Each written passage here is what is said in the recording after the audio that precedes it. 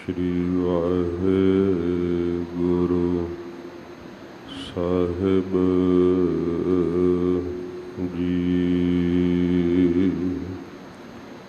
भजहु गोबिंद भूल मत जाहो, मानस जन्म का एही लाहो।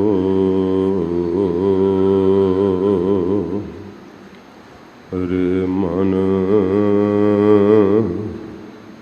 ओट लिहो हर नामा,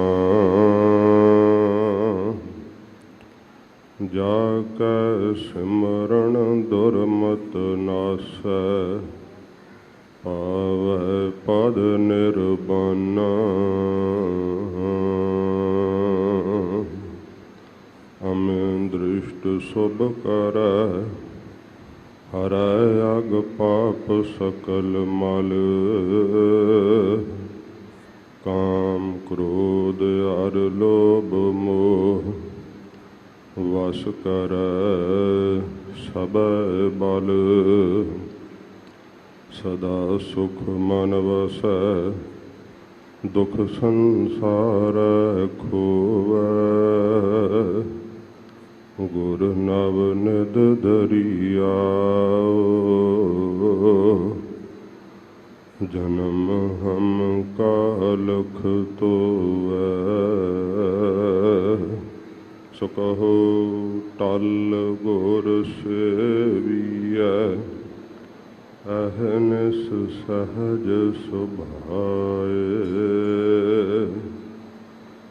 दर्शन परसै गुरु का, जन्म मरण दुख जाए। दर्शन परसै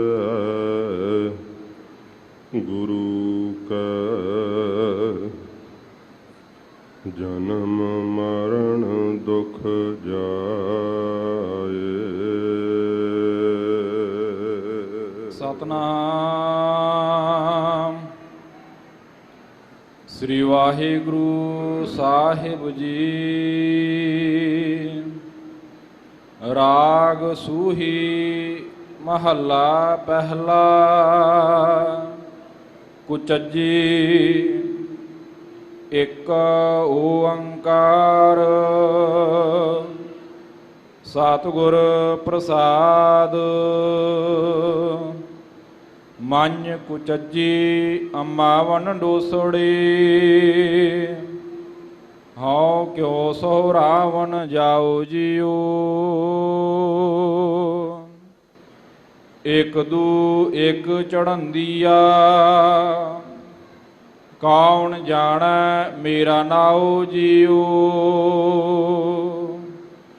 मं कुचजी अमावन डोसड़ी,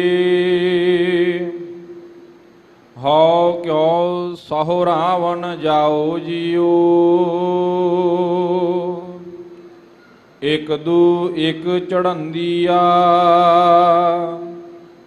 कौन जाने मेरा नाओ जियो। जिन्नी सखी सहोराविया,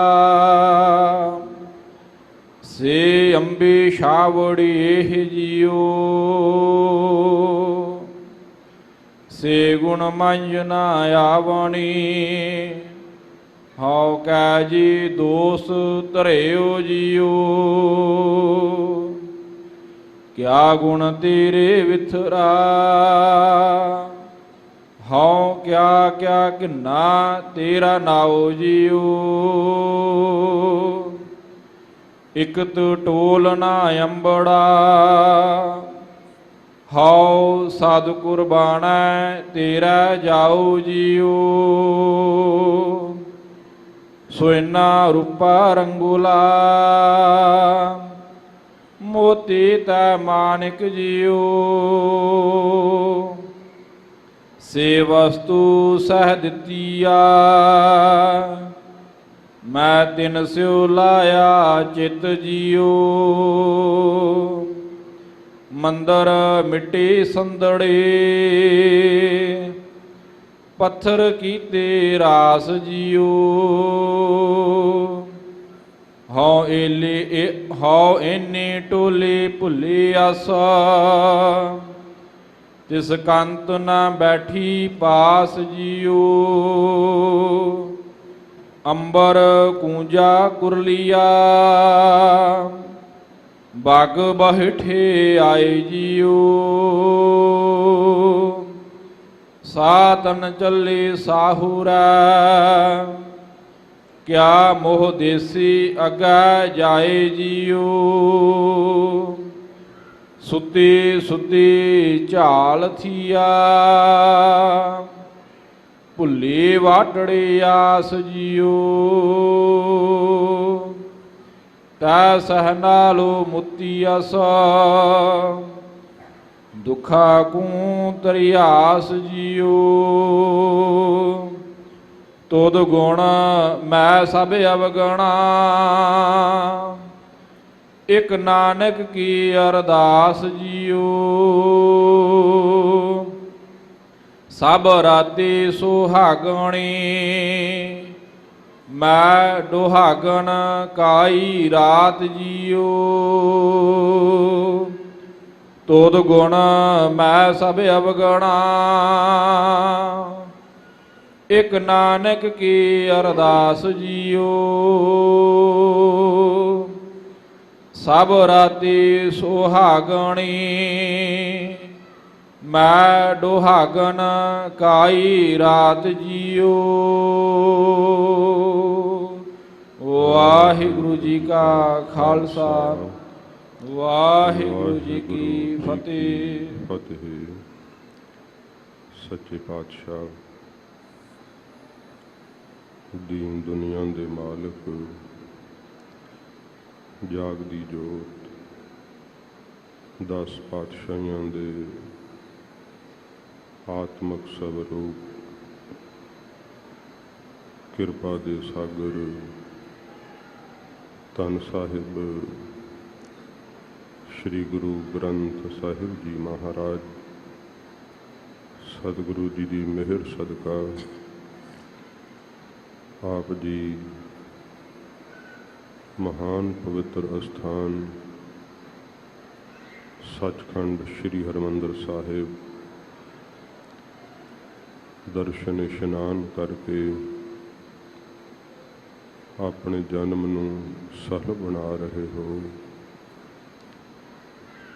ਗੁਰਦੁਆਰਾ ਮੰਜੀ ਸਾਹਿਬ ਦੀਵਾਨ ਹਾਲ ਸਤਿਗੁਰੂ ਜੀ ਦੀ ਤੋਰੀ ਹੋਈ ਮਰਿਆਦਾ ਮਹਾਰਾਜ ਜੀ ਦੇ ਆਏ ਹੋਏ ਪਵਿੱਤਰ ਸ਼੍ਰੀ ਮੁਖਵਾਕ ਦੀ ਕਥਾ ਸਰਵਣ ਕਰਨ ਵਾਸਤੇ ਆਪ ਸਰਬੱਤ ਸੰਗਤਾਂ ਪਿਆਰ ਨਾਲ ਜੁੜ ਬੈਠੇ ਹੋ। ਅੱਜ ਸ਼ਹੀਦ ਭਾਈ ਊਧਮ ਸਿੰਘ ਸਾਹਿਬ ਜੀ ਦਾ ਸ਼ਹੀਦੀ ਦਿਹਾੜਾ ਹੈ। ਦੇਸ਼ ਦੀ ਧਰਤੀ ਤੇ ਜਿਨ੍ਹਾਂ ਨੇ ਐਡਾ ਜ਼ਾਲਮਪੁਣਾ ਕੀਤਾ, ਮੇਰੇ ਦੇਸ਼ ਦੇ ਬੇਦੋਸ਼ੇ ਜੀਆਂ ਦਾ, ਨਿਰਦੋਸ਼ ਜੀਆਂ ਦਾ ਅਜਾਈਂ ਖੂਨ ਡੋਲਿਆ। ਜਲਿਆਂ ਵਾਲੇ ਬਾਗ ਦਾ ਸਾਕਾ ਸਤ ਸੰਗਤ ਜੀ, ਲਾਸ਼ਾਂ ਇਸ ਸ਼ਹਿਰ ਦੇ ਅੰਦਰ ਸਾਂਭੀਆਂ ਨਹੀਂ ਸੀ ਜਾਂਦੀਆਂ। ਐਡਾ ਉਹ ਦਰਦਨਾਕ ਸੀਨ ਸੀਗਾ। ਭਾਈ ਊਧਮ ਸਿੰਘ ਸਾਹਿਬ ਨੂੰ ਲੰਮਾ ਸਮਾਂ ਲੱਗਿਆ, ਪਰ ਉਹਨਾਂ ਨੇ ਲੰਡਨ ਪਹੁੰਚ ਕੇ ਦੱਸਿਆ ਕਿ ਸਿੱਖ ਕੌਮ ਆਪਣੇ ਤੇ ਕੀਤੇ ਹੋਏ ਵਾਅਦੇ ਨੂੰ ਕਦੇ ਭੁੱਲਦੀ ਨਹੀਂ। ਸਿੱਖ ਆਪਣੇ ਆਪ ਤੇ ਦੁੱਖ ਸਹਾਰ ਲੈਂਦਾ ਏ, ਪਰ ਗੁਰੂ ਨਿੰਦਾ ਨਹੀਂ ਸਹਾਰਦਾ। ਬਦੋਸ਼ਿਆਂ ਦਾ ਕਤਲ ਸਿੱਖ ਕੋਲੋਂ ਨਹੀਂ ਸਹਾਰਿਆ ਜਾਂਦਾ। ਸੱਚੇ ਪਾਤਸ਼ਾਹ ਜੀ ਗਰੀਬ ਨਵਾਜ਼ ਦਾ ਬਖਸ਼ਿਆ ਹੋਇਆ ਸਿਧਾਂਤ ਭਾਈ ਊਧਮ ਸਿੰਘ ਸਾਹਿਬ ਜੀ ਨੇ ਲੰਡਨ ਦੇ ਵਿੱਚ ਜ਼ਾਲਮ ਨੂੰ ਸੋਧਾ ਲਾਇਆ, ਦੱਸਿਆ ਕਿ ਸਿੱਖ ਕੌਮ ਕਿੱਥੇ ਤੱਕ ਪਹੁੰਚ ਕਰ ਸਕਦੀ ਹੈ। ਫਿਰ ਬੜਾ ਦਬਾਅ ਸੀ ਉਹਨਾਂ ਨੂੰ ਕਿ ਕੇਵਲ ਲਿਖ ਕੇ ਹੀ ਦੇ ਦੇਵੇ ਕਿ ਮੇਰੇ ਸਰੀਰਕ ਹਾਲਤ ਜਿਹੜੀ ਉਹ ਠੀਕ ਨਹੀਂ, ਦਿਮਾਗੀ ਸੰਤੁਲਨ ਠੀਕ ਨਹੀਂ। ਭਾਈ ਊਧਮ ਸਿੰਘ ਸਾਹਿਬ ਜੀ ਦੀ ਉਹ ਛਪੀ ਹੋਈ ਖਬਰ, ਉਹਨਾਂ ਨੇ ਕਿਹਾ ਮੈਂ ਪੂਰੇ ਹੋਸ਼ੋ ਹਵਾਸ਼ ਵਿੱਚ ਇਸ ਦੇ ਗੋਲੀਆਂ ਮਾਰੀਆਂ, ਮੇਰੇ ਕੋਈ ਦਿਮਾਗ ਵਿੱਚ ਫਰਕ ਨਹੀਂ ਹੈ, ਮੇਰਾ ਕੋਈ ਦਿਮਾਗੀ ਸੰਤੁਲਨ ਖਰਾਬ ਨਹੀਂ ਹੈ। ਮੈਂ ਸੋਚ ਸਮਝ ਕੇ ਇਸ ਦੀ ਪਹਿਚਾਣ ਕਰਕੇ ਫਿਰ ਇਸ ਜ਼ਾਲਮ ਨੂੰ ਸੋਧਿਆ ਹੈ। ਤੇ ਅੱਜ ਦੇ ਦਿਨ ਭਾਈ ਊਧਮ ਸਿੰਘ ਸਾਹਿਬ ਜੀ ਹੱਸਦਿਆਂ ਹੋਇਆਂ ਫਾਂਸੀ ਦਾ ਰੱਸਾ ਚੁੰਮਿਆ ਸੀਗਾ ਤੇ ਵਲਾਇਤ ਦੀ ਧਰਤੀ ਤੇ ਸਾਧ ਸੰਗਤ ਜੀ ਸ਼ਹੀਦ ਹੋਏ।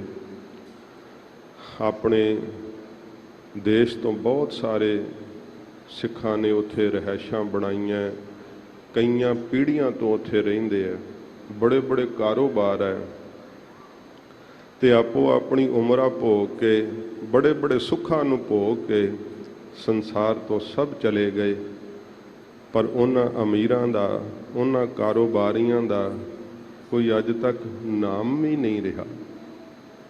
ਤੇ ਭਾਈ ਊਧਮ ਸਿੰਘ ਜੀ ਬੜਾ ਗਰੀਬੀ ਵਿੱਚ ਉੱਥੇ ਦਿਨ ਕੱਟੇ ਸੀ।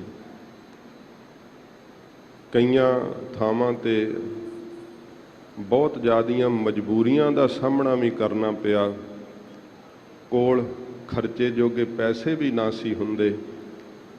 ਕੰਮ ਕੀਤਾ, ਕਿਰਤ ਕੀਤੀ, ਆਪਣੇ ਪਰਿਵਾਰ ਵਾਸਤੇ ਨਹੀਂ, ਕੌਮ ਦੀ ਲੱਥੀ ਹੋਈ ਪੱਗ ਨੂੰ ਸੀਸ ਤੇ ਰੱਖਣ ਵਾਸਤੇ। ਇੱਕ ਤਾਂ ਹੁੰਦਾ ਹੈ ਕਿ ਇੱਕਦਮ ਕੁਰਬਾਨੀ ਦਾ ਜਜ਼ਬਾ ਪੈਦਾ ਹੋਣਾ, ਪਰ ਲੰਮਾ ਸਮਾਂ ਉਸ ਸੂਰਮੇ ਨੇ ਉਸ ਧਰਤੀ ਤੇ ਵੀ ਰਹਿ ਕਰਕੇ ਬਹੁਤ ਜ਼ਿਆਦਾ ਕਠਿਨਾਈਆਂ ਦਾ ਮੁਕਾਬਲਾ ਕੀਤਾ। ਆਖਰਕਾਰ ਉਹ ਦਿਨ ਆਇਆ ਜਦੋਂ ਉਸ ਦੇ ਨਿਸ਼ਾਨੇ ਦੀ ਪੂਰਤੀ ਹੋਈ ਤੇ ਉਸਨੇ ਜ਼ਾਲਮ ਨੂੰ ਸੋਧਾ ਲਾਇਆ, ਸਿੱਖ ਕੌਮ ਦਾ ਮਾਣ ਉੱਚਾ ਕੀਤਾ। ਅੱਜ ਭਾਈ ਸਾਹਿਬ ਦਾ ਸ਼ਹੀਦੀ ਦਿਨ ਹੈ, ਉਹਨਾਂ ਦੀ ਸ਼ਹਾਦਤ ਨੂੰ ਕੋਟੀ ਕੋਟੀ ਪ੍ਰਣਾਮ ਹੈ। ਜਿਨ੍ਹਾਂ ਨੇ ਜੀਵਨ ਦੂਸਰਿਆਂ ਲਈ ਜੀਵਿਆ ਹੈ, ਗੁਰੂ ਘਰ ਦੇ ਅੰਦਰ ਉਹਨਾਂ ਨੂੰ ਵੱਡਾ ਮਾਣ ਤੇ ਸਤਿਕਾਰ ਪ੍ਰਾਪਤ ਹੁੰਦਾ ਹੈ। ਗੁਰੂ ਪਿਆਰੀ ਸਾਧ ਸੰਗਤ ਜੀ, ਸਤਿਗੁਰੂ ਜੀ ਦਾ ਅੱਜ ਦਾ ਆਇਆ ਹੋਇਆ ਸ਼੍ਰੀ ਮੁਖਵਾਕ ਬਹੁਤ ਵਿਸਥਾਰ ਵਾਲੇ ਪ੍ਰਕਰਣ ਸਹਿਤ ਹੈ, ਸਮਾਂ ਵੀ ਸੀਮਤ ਹੈ। ਆਪ ਜੀ ਨੇ ਆਪਣੇ ਚਿੱਤ ਦੀ ਬਿਰਤੀ ਨੂੰ ਇਕਾਗਰ ਕਰਨਾ, ਕਿਉਂਕਿ ਸਤਸੰਗੀ ਜਦੋਂ ਰੋਜ਼ ਕਥਾ ਸੁਣਦੇ ਆ, ਉਹਨਾਂ ਨੂੰ ਫਿਰ ਥੋੜ੍ਹੇ ਵਿਸਤਾਰ ਨਾਲ ਵੀ ਬਹੁਤੀ ਸਿੱਖਿਆ ਸਮਝ ਪੈ ਜਾਂਦੀ ਹੈ। ਜਿਨ ਕਦੇ ਕਦੇ ਸੰਗਤ ਕਰਨੀ ਹੈ, ਉਹਨਾਂ ਨੂੰ ਜ਼ਿਆਦਾ ਵਿਸਥਾਰ ਨਾਲ ਫਿਰ ਸਮਝ ਪੈਂਦੀ ਹੈ। ਆਪ ਜੀ ਸਤਸੰਗੀ ਹੋ, ਮਹਾਰਾਜ ਜੀ ਨਾਲ ਪਿਆਰ ਕਰਨ ਵਾਲੇ ਹੋ, ਕਿਉਂਕਿ ਸੰਗਤ ਵਿੱਚ ਉਹੋ ਹੀ ਆ ਕਰਕੇ ਬੈਠਦਾ ਜਿਹਨੂੰ ਸਤਿਗੁਰੂ ਜੀ ਆਪਣੇ ਪਿਆਰ ਦੀ ਖਿੱਚ ਪਾਉਂਦੇ ਆ। ਭੌਰੇ ਫੁੱਲਾਂ ਲਾਗੇ ਚਲੇ ਹੀ ਜਾਂਦੇ ਆ। ਸਤ ਸੰਗਤ ਜੀ ਉਹਨਾਂ ਨੂੰ ਸੁਗੰਧੀ ਖਿੱਚ ਲੈਂਦੀ ਹੈ। ਸਤਿਗੁਰੂ ਜੀ ਦੇ ਕੋਲੋਂ ਮਿਲਦੀ ਹੋਈ ਸ਼ਾਂਤੀ, ਮਹਾਰਾਜ ਜੀ ਦੇ ਸ਼ਬਦ ਵਿੱਚੋਂ ਆਉਂਦਾ ਹੋਇਆ ਰਸ ਪ੍ਰੇਮੀਆਂ ਨੂੰ ਖਿੱਚ ਹੀ ਲੈਂਦਾ ਹੈ। ਤੇ ਉਹ ਇਸ ਖਿੱਚ ਦੇ ਖਿੱਚੇ ਹੋਏ ਮਹਾਰਾਜ ਜੀ ਦੇ ਚਰਨਾਂ ਵਿੱਚ ਬੈਠ ਜਾਂਦੇ ਹੈ। ਹਿਰਨ ਨੂੰ ਕੌਣ ਦੱਸਦਾ ਹੈ ਕਿ ਕੰਡੇ ਹਿੜੇ ਦੀ ਆਵਾਜ਼ ਕਿੱਥੋਂ ਆ ਰਹੀ ਹੈ? ਉਹ ਮਸਤੀ ਵਿੱਚ ਉੱਥੇ ਜਾ ਕਰਕੇ ਸਿਰ ਧਰ ਦਿੰਦਾ ਹੈ। ਸ਼ਿਕਾਰੀ ਉਸ ਨੂੰ ਮਾਰ ਦਿੰਦੇ ਹੈ, ਪਰ ਉਸ ਦੀ ਮਸਤੀ ਨਹੀਂ ਟੁੱਟਦੀ। ਸਿੱਖ ਨੂੰ ਸ਼ਬਦ ਦੇ ਰਸ ਵਿੱਚ ਇੰਨੀ ਮਸਤੀ ਆਉਣ ਲੱਗ ਪੈਂਦੀ ਹੈ, ਮਹਾਰਾਜ ਜੀ ਸਿੱਖ ਨੂੰ ਫਿਰ ਜੀਵਤ ਭਾਵ ਤੋਂ ਮਾਰ ਦਿੰਦੇ ਸੱਚੇ ਪਾਤਸ਼ਾਹ। ਉਹਦੇ ਅੰਦਰਲੀਆਂ ਖਾਸ਼ਾਂ ਛੁੱਟ ਜਾਂਦੀਆਂ, ਸਰੀਰ ਦੇ ਰਸ ਛੁੱਟ ਜਾਂਦੇ ਹੈ, ਸੰਸਾਰ ਨਾਲੋਂ ਸੰਬੰਧ ਟੁੱਟ ਜਾਂਦਾ ਹੈ। ਮਹਾਰਾਜ ਜੀ ਦਾ ਸ਼ਬਦ ਉਸ ਗੁਰਮੁਖ ਨੂੰ ਜੀਵਨ ਮੁਕਤੀ ਦੀ ਦਾਤ ਦੇ ਦਿੰਦਾ ਹੈ। ਜਿਸ ਦੇਸ਼ ਵਿੱਚ ਮਹਾਰਾਜ ਦਾ ਆਪਣਾ ਵਾਸਾ ਹੈ, ਸ਼ਬਦ ਉਸ ਦੇਸ਼ ਵਿੱਚ ਹੀ ਲੈ ਜਾਂਦਾ ਹੈ। ਜਿਹੜਾ ਪ੍ਰਾਣੀ ਸ਼ਬਦ ਨਾਲ ਪਿਆਰ ਕਰਦਾ ਹੈ, ਸਤਿਗੁਰੂ ਗਰੀਬ ਨਿਵਾਜ ਜਿਵੇਂ ਬਖਸ਼ਿਸ਼ ਕਰਦੇ ਹੈ। ਆਓ ਆਪਣੇ ਚਿੱਤ ਨੂੰ ਜੋੜੀਏ, ਮਹਾਰਾਜ ਜੀ ਦਾ ਅੰਮ੍ਰਿਤ ਉਪਦੇਸ਼ ਸਰਵਣ ਕਰੀਏ। ਹਜੂਰ ਦੇ ਪਵਿੱਤਰ ਚਰਨਾਂ ਦਾ ਧਿਆਨ ਕਰਦੇ ਹੋਏ ਆਖੋ ਜੀ ਸਤਿਨਾਮ ਸ਼੍ਰੀ ਵਾਹਿਗੁਰੂ ਸਾਹਿਬ ਜੀ। ਸਤਨਾਮ ਸ੍ਰੀ ਵਾਹਿਗੁਰੂ ਸਾਹਿਬ ਜੀ। ਰਾਗ ਸੂਹੀ ਮਹੱਲਾ ਪਹਿਲਾ। ਕੁਚੱਜੀ। ਸੱਚੇ ਪਾਤਸ਼ਾਹ ਜਗਤ ਦੇ ਮਾਲਕ ਜੋਤ ਰੂਪ ਹਰਿ ਆਪ ਗੁਰੂ ਨਾਨਕ ਕਹਾਇਓ। ਐਸੇ ਦੀਨ ਦਿਆਲ ਸਤਿਗੁਰੂ ਜੀ ਰਾਗ ਸੂਹੀ ਵਿੱਚ ਸੱਚੇ ਪਾਤਸ਼ਾਹ ਜੀ ਆਪਣੇ ਸ਼੍ਰੀ ਕੰਠ ਤੋਂ ਮਹਾਰਾਜ ਅੰਮ੍ਰਿਤ ਸਿੱਖਿਆ ਦਿੰਦੇ ਹੈ। ਪਵਿੱਤਰ ਉਪਦੇਸ਼ ਸਤਿਗੁਰੂ ਜੀ ਬਖਸ਼ਿਸ਼ ਕਰਦੇ ਹੈ। ਇਸ ਪਵਿੱਤਰ ਸ਼ਬਦ ਦਾ ਸਿਰਲੇਖ ਮਹਾਰਾਜ ਜੀ ਨੇ ਕੁਚੱਜੀ ਬਖਸ਼ਿਸ਼ ਕੀਤਾ ਹੈ। ਸਤ ਸੰਗਤ ਜੀ, ਇਹ ਪਵਿੱਤਰ ਸ਼ਬਦ ਦੀ ਉਥਾਨਕਾ ਹੈ। ਉਥਾਨਕਾ ਨਾਲ ਸਾਨੂੰ ਸ਼ਬਦ ਦਾ ਪ੍ਰਕਰਨ ਪਤਾ ਲੱਗਦਾ ਹੈ। ਗਰੀਬ ਨਿਵਾਜ ਸੱਚੇ ਪਾਤਸ਼ਾਹ ਜੀ ਨੇ ਇਹ ਪਾਵਨ ਸ਼ਬਦ ਤ੍ਰਿਆ ਰਾਜ ਵਿੱਚ ਉਚਾਰਨ ਕੀਤਾ ਹੈ। ਸਤਿਗੁਰਾਂ ਨੇ ਸੱਚੇ ਪਾਤਸ਼ਾਹ ਜਿੱਦਾਂ ਅੱਜ ਅਸੀਂ ਜਿਹਨੂੰ ਅਸਾਮ ਕਹਿੰਦੇ ਹਾਂ, ਮਹਾਰਾਜ ਜੀ ਜਦੋਂ ਉੱਥੇ ਗਏ ਗਰੀਬ ਨਿਵਾਜ, ਤੇ ਭਾਈ ਮਰਦਾਨਾ ਜੀ ਨੂੰ ਜਨਮ ਸਾਖੀ ਵਿੱਚ ਜ਼ਿਕਰ ਹੈ ਕਿ ਇਹਨਾਂ ਨੇ ਭੇਡੂ ਬਣਾ ਲਿਆ ਸੀ। ਸੱਚੇ ਪਾਤਸ਼ਾਹ ਜੀ ਮਹਾਰਾਜ ਬਾਹਰ ਵਾਰ ਬੈਠੇ ਹੋਏ, ਜਦੋਂ ਭਾਈ ਮਰਦਾਨਾ ਜੀ ਕਾਬੂ ਆ ਗਏ, ਹਜੂਰ ਹੱਸ ਪਏ। ਭਾਈ ਬਾਲਾ ਜੀ ਕਹਿੰਦੇ ਮਹਾਰਾਜ ਆਪ ਹੱਸੇ ਕਿਉਂ ਗਰੀਬ ਨਿਵਾਜ? ਸਤਿਗੁਰੂ ਕਹਿੰਦੇ ਨੇ ਭਾਈ ਬਾਲਿਆ ਸਾਡਾ ਸਾਥੀ ਕਾਬੂ ਆ ਗਿਆ।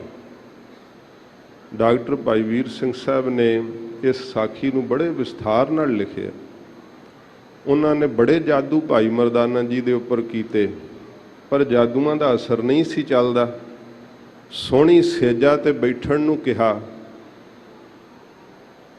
ਤੇ ਭਾਈ ਮਰਦਾਨਾ ਜੀ ਬੈਠਣ ਲੱਗੇ ਨਾ, ਜਦੋਂ ਸੋਹਣੀ ਸੇਜਾ ਵੇਖ ਕੇ ਗੁਰੂ ਬਾਬਾ ਜੀ ਦਾ ਬਚਨ ਚੇਤੇ ਆਇਆ, ਬਾਬਾ ਹੋਰ ਸੌਣਾ ਖੁਸ਼ੀ ਖੁਆਰ, ਜਿਤ ਸੁੱਤੈ ਤਨ ਪੀੜੀਐ, ਮਨ ਮੈਂ ਚੱਲੈ ਵਕਾਰ। ਜਦੋਂ ਇਹ ਬਚਨ ਭਾਈ ਮਰਦਾਨਾ ਜੀ ਨੇ ਆਪਣੇ ਮੁਖ ਤੋਂ ਪੜ੍ਹਿਆ ਤੇ ਉਹ ਜਾਦੂ ਸਾਰਾ ਖਤਮ ਹੋ ਗਿਆ।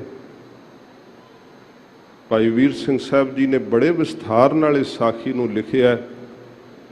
ਭਾਈ ਮਰਦਾਨਾ ਜੀ ਨੂੰ ਬੜੀਆਂ ਪੇਸ਼ਕਸ਼ਾਂ ਕੀਤੀਆਂ, ਰਾਗ ਦੇ ਵਿੱਚ ਮੋਹਿਤ ਕਰਕੇ ਫਿਰ ਭਾਈ ਮਰਦਾਨਾ ਜੀ ਨੂੰ ਉਹਨਾਂ ਨੇ ਕਾਬੂ ਕੀਤਾ ਸੀ। ਵਿਸਥਾਰ ਹੈ ਬਹੁਤ। ਸਤ ਸੰਗਤ ਜੀ, ਮਹਾਰਾਜ ਜੀ ਨੂੰ ਭਾਈ ਬਾਲਾ ਜੀ ਕਹਿੰਦੇ ਮਹਾਰਾਜ ਆਪ ਜੀ ਦਾ ਬਚਨ ਨਹੀਂ ਮੰਨਦਾ ਤੇ ਉਸ ਨੂੰ ਰਹਿਣ ਦਿਓ। ਹੁਣ ਹਜੂਰ ਕਹਿੰਦੇ ਭਾਈ ਬਾਲਿਆ ਸਾਨੂੰ ਨਾਲ ਲੈ ਕੇ ਆਏ ਦੀ ਲਾਜ ਹੈ, ਚੱਲ ਚੱਲੀਏ ਛੁਡਾ ਕੇ ਲਿਆਈਏ। ਜਦੋਂ ਮਹਾਰਾਜ ਜੀ ਗਏ, ਸਤਿਗੁਰਾਂ ਦੇ ਉੱਤੇ ਉਹਨਾਂ ਨੇ ਬੜੀਆਂ ਸ਼ਕਤੀਆਂ ਚਲਾਈਆਂ। ਧਾਗੇ ਤਵੀਤ ਟੂਣੇ, ਜਿਵੇਂ ਅੱਜ ਕੱਲ੍ਹ ਵੀ ਸਤ ਸੰਗਤ ਜੀ ਗੁਰਮਤਿ ਤੋਂ ਭੁੱਲੇ ਲੋਕ ਇਹ ਕੰਮ ਕਰਦੇ ਆ ਨਾ, ਧਾਗੇ ਤਵੀਤ ਟਾਮਣ ਕਰਨ ਵਾਲਿਆਂ ਨੂੰ ਸਤ ਸੰਗਤ ਜੀ ਮਰਨ ਤੋਂ ਉਪਰੰਤ ਸਦਗਤੀ ਨਹੀਂ ਮਿਲਦੀ ਹੈ। ਇੱਥੇ ਵੀ ਉਹ ਭੁੱਲੇ ਹੋਏ ਸਦਾ ਦੁਖੀ ਹੀ ਰਹਿੰਦੇ ਹੈ। ਇਹ ਨੂਰਸ਼ਾਂ ਜੋ ਸੀਗੀ ਨਾ, ਇਹ ਬੜੀ ਵੱਡੀ ਜਾਦੂਗਰਨੀ ਸੀਗੀ। ਇਹਦੇ ਕੋਲ ਬਹੁਤ ਜ਼ਿਆਦਾ ਮੰਤਰ ਜੰਤਰ ਸਿੱਧ ਕੀਤੇ ਹੋਏ ਸੀ। ਸਤਿਗੁਰੂ ਜੀ ਨੂੰ ਜਦੋਂ ਇਹਨਾਂ ਨੇ ਟਾਮਣ ਪਾਉਣਾ ਚਾਹਿਆ, ਜੰਤਰ ਮੰਤਰ ਤੇ ਤੰਤਰ ਤਿੰਨ ਪ੍ਰਕਾਰ ਦੀਆਂ ਸ਼ਕਤੀਆਂ ਹਜੂਰ ਤੇ ਵਰਤੀਆਂ। ਜਿਹੜੀ ਜਿਹੜੀ ਕੋਈ ਸ਼ਕਤੀ ਅੱਗੇ ਵਰਤਣ ਨੂੰ ਆਈ ਸਾਧ ਸੰਗਤ ਜੀ ਉਹਨੂੰ ਉਹੋ ਜਿਹਾ ਹੀ ਫਲ ਮਿਲਿਆ। ਸ੍ਰੀ ਗੁਰੂ ਜੀ ਦੇ ਉੱਪਰ ਕੋਈ ਸ਼ਕਤੀ ਨਹੀਂ ਚੱਲੀ, ਕੋਈ ਮੰਤਰ ਨਹੀਂ ਚੱਲਿਆ। ਜਿਸ ਦਾ ਘੜਾ ਸਿਰ ਤੇ ਚੱਕਿਆ ਸੀ ਸਿਰ ਤੇ ਹੀ ਜੁੜ ਗਿਆ। ਜਨਮ ਸਾਖੀ ਵਿੱਚ ਜ਼ਿਕਰ ਹੈ ਕਿ ਜਿਹੜੀ ਟਾਮਣ ਪਾਉਣ ਅੱਗੇ ਆਈ ਉਹ ਸੂਰੀ ਬਣ ਗਈ। ਇਸ ਤਰ੍ਹਾਂ ਨੂਰ ਸ਼ਾਹ ਨੂੰ ਪਤਾ ਲੱਗਿਆ, ਉਹ ਸਤਿਗੁਰਾਂ ਜੀ ਨੂੰ ਜਦੋਂ ਵੇਖਣ ਲਈ ਆਈ ਕਿ ਕੋਈ ਭਾਰੀ ਪੁਰਖ ਆਇਆ ਜਿਹਦੇ ਉੱਤੇ ਕੋਈ ਸ਼ਕਤੀ ਨਹੀਂ ਚੱਲ ਰਹੀ। ਨੂਰ ਸ਼ਾਹ ਚਰਨੀ ਪੈ ਗਈ। ਸੱਚੇ ਪਾਤਸ਼ਾਹ ਜੀ ਨੇ ਜਦੋਂ ਉਹਨਾਂ ਬੇਨਤੀ ਕੀਤੀ ਤੇ ਵਾਹਿਗੁਰੂ ਸ਼ਬਦ ਜਦੋਂ ਆਖਿਆ ਉਹਦੇ ਸਿਰ ਤੇ ਜੁੜਿਆ ਹੋਇਆ ਘੜਾ ਲੱਥ ਗਿਆ। ਮਹਾਰਾਜ ਜੀ ਦੇ ਉਸ ਸ਼ਬਦ ਕਹਿਣ ਨਾਲ ਹੀ ਭਾਈ ਮਰਦਾਨਾ ਜੀ ਨੂੰ ਵੀ ਸੋਝੀ ਹੋਈ। ਮਹਾਰਾਜ ਜੀ ਦੇ ਚਰਨਾਂ ਵਿੱਚ ਆ ਕਰਕੇ ਮੱਥਾ ਟੇਕਿਆ। ਇਸ ਨੂਰ ਸ਼ਾਹ ਨੇ ਸਤਿਗੁਰੂ ਜੀ ਦੇ ਚਰਨਾਂ ਵਿੱਚ ਫਿਰ ਝੁਕ ਕੇ ਬੇਨਤੀ ਕੀਤੀ, ਮਹਾਰਾਜ ਸਾਨੂੰ ਕਿਰਪਾ ਕਰਕੇ ਸ਼ਾਂਤੀ ਦਿਓ। ਇਸ ਨੇ ਦਸਾਂ ਨੌਹਾਂ ਦੀ ਕਿਰਤ ਕਰਕੇ ਜੋ ਸੁੱਕਾ ਪ੍ਰਸ਼ਾਦ ਲਿਆਂਦਾ ਹਜੂਰ ਨੇ ਉਹ ਪ੍ਰਵਾਨ ਕੀਤਾ। ਇਹਨਾਂ ਨੇ ਜਦੋਂ ਸਤਿਗੁਰਾਂ ਦੇ ਚਰਨਾਂ ਵਿੱਚ ਬੇਨਤੀ ਕੀਤੀ, ਗਰੀਬ ਨਵਾਜ ਸਾਨੂੰ ਵੀ ਵਾਹਿਗੁਰੂ ਦਾ ਪਿਆਰ ਪ੍ਰਾਪਤ ਹੋਵੇ। ਸਾਧ ਸੰਗਤ ਜੀ ਹਜੂਰ ਦੀ ਏਡੀ ਵੱਡੀ ਬਖਸ਼ਿਸ਼ ਮਹਾਰਾਜ ਜੀ ਨੇ ਉਸ ਜਾਦੂਗਰਨੀ ਨੂੰ ਜਾਦੂਗਰਨੀ ਨਹੀਂ ਰਹਿਣ ਦਿੱਤਾ, ਕਿਉਂਕਿ ਗੁਰੂ ਸਾਹਿਬ ਨੂੰ ਜਿਹੜਾ ਪਰਸ ਲੈਂਦਾ ਨਾ ਉਹ ਫਿਰ ਪੱਥਰ ਨਹੀਂ ਰਹਿੰਦਾ, ਉਹ ਮੋਤੀ ਬਣ ਜਾਂਦਾ। ਮਹਾਰਾਜ ਜੀ ਨੇ ਉਸ ਨੂੰ ਬ੍ਰਹਮ ਗਿਆਨ ਬਖਸ਼ਿਸ਼ ਕੀਤਾ ਤੇ ਹਜੂਰ ਨੇ ਉਥੋਂ ਦੀ ਪ੍ਰਚਾਰਕ ਥਾਪਿਆ। ਉਸ ਨੂੰ ਸਾਰੀ ਜ਼ਿੰਦਗੀ ਉਸ ਨੇ ਗੁਰਮਤਿ ਦਾ ਪ੍ਰਚਾਰ ਕੀਤਾ, ਆਪਣੇ ਜਨਮ ਨੂੰ ਸਫਲਿਆਂ ਕੀਤਾ। ਮਹਾਰਾਜ ਜੀ ਨੇ ਇੱਕ ਕੁਚੱਜੀ ਦੇ ਸਿਰਲੇਖ ਥੱਲੇ ਸਤਿਗੁਰਾਂ ਜੀ ਨੇ ਇਹ ਸ਼ਬਦ ਉਚਾਰਨ ਕੀਤਾ। ਫਿਰ ਮਹਾਰਾਜ ਨੇ ਸੁਚੱਜੀ ਦੇ ਸਿਰਲੇਖ ਥੱਲੇ ਅਗਲਾ ਸ਼ਬਦ ਉਚਾਰਨ ਕੀਤਾ। ਫਿਰ ਮਹਾਰਾਜ ਜੀ ਨੇ ਗੁਣਵੰਤੀ ਜਿਹੜੇ ਬ੍ਰਹਮ ਗਿਆਨੀ ਹੁੰਦੇ ਆ ਗੁਰਮੁਖ, ਉਹਨਾਂ ਦੀ ਸਤਿਗੁਰਾਂ ਨੇ ਅਵਸਥਾ ਦੱਸੀ ਹੈ। ਇਸ ਸ਼ਬਦ ਦੇ ਅੰਦਰ ਕੇਵਲ ਕੁਚੱਜੀ ਦਾ ਪ੍ਰਕਰਣ ਆਵੇਗਾ। ਜੇ ਸਾਨੂੰ ਆਪਣੇ ਕੁਚੱਜ ਦਾ ਹੀ ਪਤਾ ਲੱਗ ਜੇ ਨਾ, ਇਹ ਸਾਡੇ ਦੇਸ਼ ਭਾਸ਼ਾ ਦਾ ਬਚਨ ਹੈ। ਜਿਹੜਾ ਕੋਈ ਚੰਗੇ ਸਲੀਕੇ ਨਾਲ ਆਪਣਾ ਜੀਵਨ ਬਤੀਤ ਕਰਦਾ ਹੈ, ਚੰਗੇ ਗੁਣਾਂ ਦਾ ਧਾਰਨੀ ਹੁੰਦਾ ਹੈ, ਜਿਵੇਂ ਨੂੰਹ ਨੂੰ ਬੜੀ ਹੀ ਜ਼ਿਆਦਾ ਸੋਝੀ ਹੋਵੇ, ਬੜੀ ਦਾਨਾਈ ਹੋਵੇ, ਤੇ ਫਿਰ ਉਹਦੀ ਸੱਚ ਮਾਂ ਜਿਹੜੀ ਸੱਸ ਮਾਂ ਕਹਿੰਦੀ ਹੈ ਕਿ ਇਹ ਤਾਂ ਬੜੀ ਹੀ ਸੁਚੱਜੀ ਹੈ। ਤੇ ਜੇ ਉਹਨੂੰ ਪ੍ਰਸ਼ਾਦਾ ਪਾਣੀ ਬਣਾਉਣ ਦਾ ਢੰਗ ਨਾ ਹੋਵੇ, ਗੱਲ ਕਰਨ ਦਾ ਢੰਗ ਨਾ ਹੋਵੇ, ਆਪਣੇ ਸਹੁਰੇ ਦੀ ਆਪਣੇ ਸੱਸ ਦੀ ਇੱਜ਼ਤ ਨਾ ਕਰਨੀ ਜਾਣਦੀ ਹੋਵੇ, ਫਿਰ ਉਹਨੂੰ ਕਹਿੰਦੇ ਆ ਕਿ ਇਹਨੂੰ ਕੋਈ ਚੱਜ ਨਹੀਂ ਹੈ, ਢੰਗ ਨਹੀਂ ਹੈ।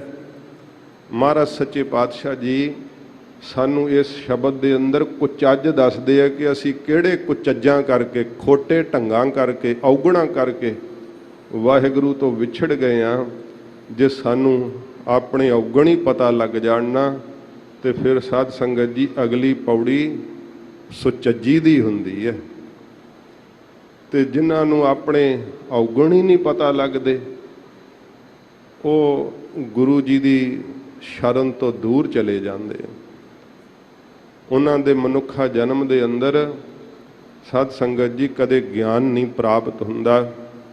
ਧੰਨ ਧੰਨ ਸਿੱਖ ਇੰਨੇ ਗੁਣਾਂ ਨੂੰ ਧਾਰਨ ਕਰਕੇ ਵੀ ਕਹਿੰਦੇ ਨੇ ਮਹਾਰਾਜ ਸਾਡੇ ਵਿੱਚ ਕੋਈ ਗੁਣ ਨਹੀਂ। ਸੱਚੇ ਪਾਤਸ਼ਾਹ ਇਹ ਤਾਂ ਸਾਰੇ ਗੁਣ ਤੁਹਾਡੇ ਦਿੱਤੇ ਹੋਏ ਹੈ, ਤੁਸੀਂ ਉਪਕਾਰ ਕੀਤਾ ਹੈ, ਮੇਰੀ ਦੇਹ ਨੂੰ ਸਫਲਿਆਂ ਕੀਤਾ ਹੈ, ਮੇਰੇ ਮਨ ਨੂੰ ਆਪਣੇ ਸ਼ਬਦ ਨਾਲ ਜੋੜਿਆ। ਇਹਨੇ ਜਦੋਂ ਪੁੱਛਿਆ ਤਾਂ ਸਤਿਗੁਰਾਂ ਜੀ ਨੇ ਦੱਸਿਆ ਬਈ ਕਿਹੜੇ ਕੁਚੱਜਾਂ ਕਰਕੇ ਅਸੀਂ ਵਾਹਿਗੁਰੂ ਤੋਂ ਦੂਰ ਹੋ ਗਏ ਹਾਂ। ਮਹਾਰਾਜ ਜੀ ਨੇ ਇਹਨਾਂ ਤਾਈਂ ਸਿੱਖਿਆ ਹਜੂਰ ਨੇ ਦਿੱਤੀ ਹੈ। ਇੱਕ ਓੰਕਾਰ ਅਦੁੱਤੀ ਪਰਮੇਸ਼ਰ ਇੱਕ ਹੈ, ਓੰਕਾਰ ਸਰਬ ਦਾ ਪ੍ਰਕਾਸ਼ਕ ਹੈ। ਸਤਿਗੁਰ ਪ੍ਰਸਾਦ ਸਤਿਗੁਰੂ ਜੀ ਦੀ ਪ੍ਰਸਾਦ ਕਿਰਪਾ ਦੇ ਨਾਲ ਉਸ ਵਾਹਿਗੁਰੂ ਜੀ ਦੇ ਸਰੂਪ ਦੀ ਦਾਤ ਪ੍ਰਾਪਤ ਹੁੰਦੀ ਹੈ। ਮਹਾਰਾਜ ਜੀ ਕਹਿੰਦੇ ਉਹ ਸ਼ਬਦ ਰੂਪ ਹੈ, ਉਸ ਵਾਹਿਗੁਰੂ ਨੂੰ ਮਿਲਣਾ ਹੈ।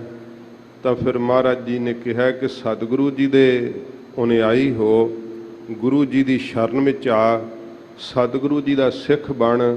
ਜਦੋਂ ਮਹਾਰਾਜ ਜੀ ਦੀ ਪ੍ਰਸਾਦ ਕਿਰਪਾ ਹੋਵੇਗੀ ਤੇ ਫਿਰ ਤੇਰੇ ਅੰਦਰ ਓੰਕਾਰ ਦਾ ਪ੍ਰਕਾਸ਼ ਹੋਵੇਗਾ ਜੋ ਇੱਕ ਹੈ। ਮਨ ਕੁਚੱਜੀ ਅਮਾਵਨ ਡੋਸੜੇ। ਸਤਿਗੁਰੂ ਜੀ ਬੇਨਤੀਆਂ ਕਰਨ ਦੀ ਜਾਚ ਦੱਸਦੇ ਆ ਸਾਧ ਸੰਗਤ ਜੀ। ਜਦੋਂ ਆਪਣੇ ਔਗਣ ਪਤਾ ਲੱਗ ਜਾਣ ਨਾ ਤੇ ਫਿਰ ਮਹਾਰਾਜ ਜੀ ਦੇ ਅੱਗੇ ਅਰਦਾਸ ਕਰਨੀ ਹੈ। ਮਨ ਕੁਚੱਜੀ ਅਮਾਵਨ ਡੋਸੜੇ। ਡੋਸੜੇ ਕਹਿੰਦੇ ਆ ਦੋਸਾਂ ਨੂੰ। ਮਹਾਰਾਜ ਜੀ, ਹੇ ਵਾਹਿਗੁਰੂ, ਮਨ ਮੇਰੇ ਵਿੱਚ ਇੰਨਾ ਕੁਚੱਜ ਹੈ ਕਿ ਮੈਨੂੰ ਕੋਈ ਢੰਗ ਨਹੀਂ ਹੈ, ਕੋਈ ਤਰੀਕਾ ਨਹੀਂ ਹੈ ਜੀਵਨ ਦੇ ਜਿਉਣ ਦਾ, ਤਰੀਕਾ ਨਹੀਂ ਹੈ ਸ਼ਬਦ ਵਿੱਚ ਸੁਰਤ ਦੇ ਜੋੜਨ ਦਾ। ਤਰੀਕੇ ਮੈਂ ਸੰਸਾਰ ਦੇ ਸਿੱਖ ਲਏ ਹੈ। ਸੰਸਾਰ ਦੀਆਂ ਬੜੀਆਂ ਗੱਲਾਂ ਮੈਨੂੰ ਕਰਨੀਆਂ ਆਉਂਦੀਆਂ ਨੇ ਤੇ ਸੰਸਾਰ ਵਿੱਚ ਵਿਹਾਰਾਂ ਵਿੱਚ ਵੀ ਮੈਂ ਬੜਾ ਚਤੁਰ ਹਾਂ। ਪਰ ਮਹਾਰਾਜ ਮੇਰੇ ਵਿੱਚ ਦੋਸ਼ ਇੰਨੇ ਹੈ ਕਿ ਉਹ ਮਿਆਉਂਦੇ ਹੀ ਨਹੀਂ। ਅਮਾਵਣ, ਮਿਆਉਣਾ, ਜਿਹੜੇ ਮਿਆ ਜਾਣ ਭਾਵ ਸਮਾ ਜਾਣ। ਮੇਰੇ ਵਿੱਚ ਤਾਂ ਇੰਨੇ ਦੋਸ਼ ਹੈ ਜਿਨ੍ਹਾਂ ਦੀ ਕੋਈ ਗਿਣਤੀ ਤੇ ਮਿਣਤੀ ਹੀ ਨਹੀਂ, ਜਿਹੜੇ ਸਮਾ ਹੀ ਨਹੀਂ ਸਕਦੇ। ਸੱਚੇ ਪਾਤਸ਼ਾਹ, ਇੰਨਾ ਮੇਰੇ ਵਿੱਚ ਕੁਚੱਜ ਹੈ, ਉਹ ਢੰਗ ਹੈ, ਨਾ ਬੋਲਣਾ ਮਿੱਠਾ ਆਉਂਦਾ ਹੈ, ਨਾ ਸੱਚੇ ਪਾਤਸ਼ਾਹ ਪ੍ਰੇਮ ਨਾਲ ਬਾਣੀ ਪੜ੍ਹਨੀ ਆਉਂਦੀ ਹੈ।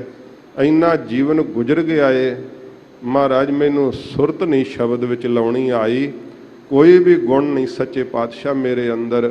ਇੰਨੇ ਮੇਰੇ ਵਿੱਚ ਔਗਣ ਨੇ, ਕੁਚੱਜ ਹਨ, ਕੋ ਢੰਗ ਹਨ ਕਿ ਉਹ ਮੇਰੇ ਅੰਦਰ ਮਿਓ ਨਹੀਂ ਸਕਦੇ।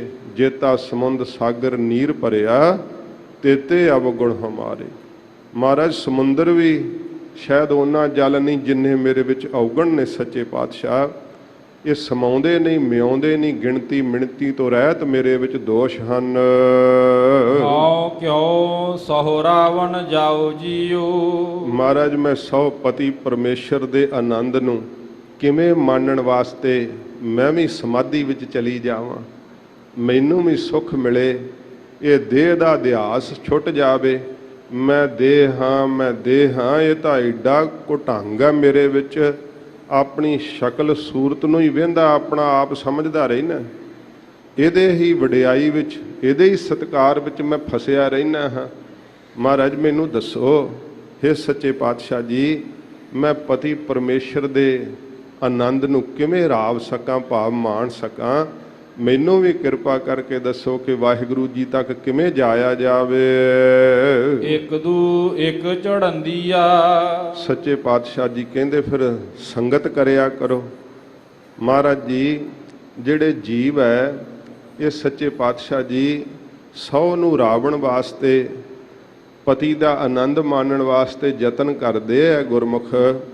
ਮਹਾਰਾਜ ਜੀ, ਸੰਗਤ ਵਿੱਚ ਤਾਂ ਫਿਰ ਇੱਕ ਦੂ ਇੱਕ ਚੜ੍ਹੰਦੀਆਂ। ਉੱਥੇ ਤਾਂ ਮਹਾਰਾਜ ਇੱਕ ਤੋਂ ਇੱਕ ਚੜ੍ਹਦੇ ਆਪ ਜੀ ਦੇ ਸੇਵਕ।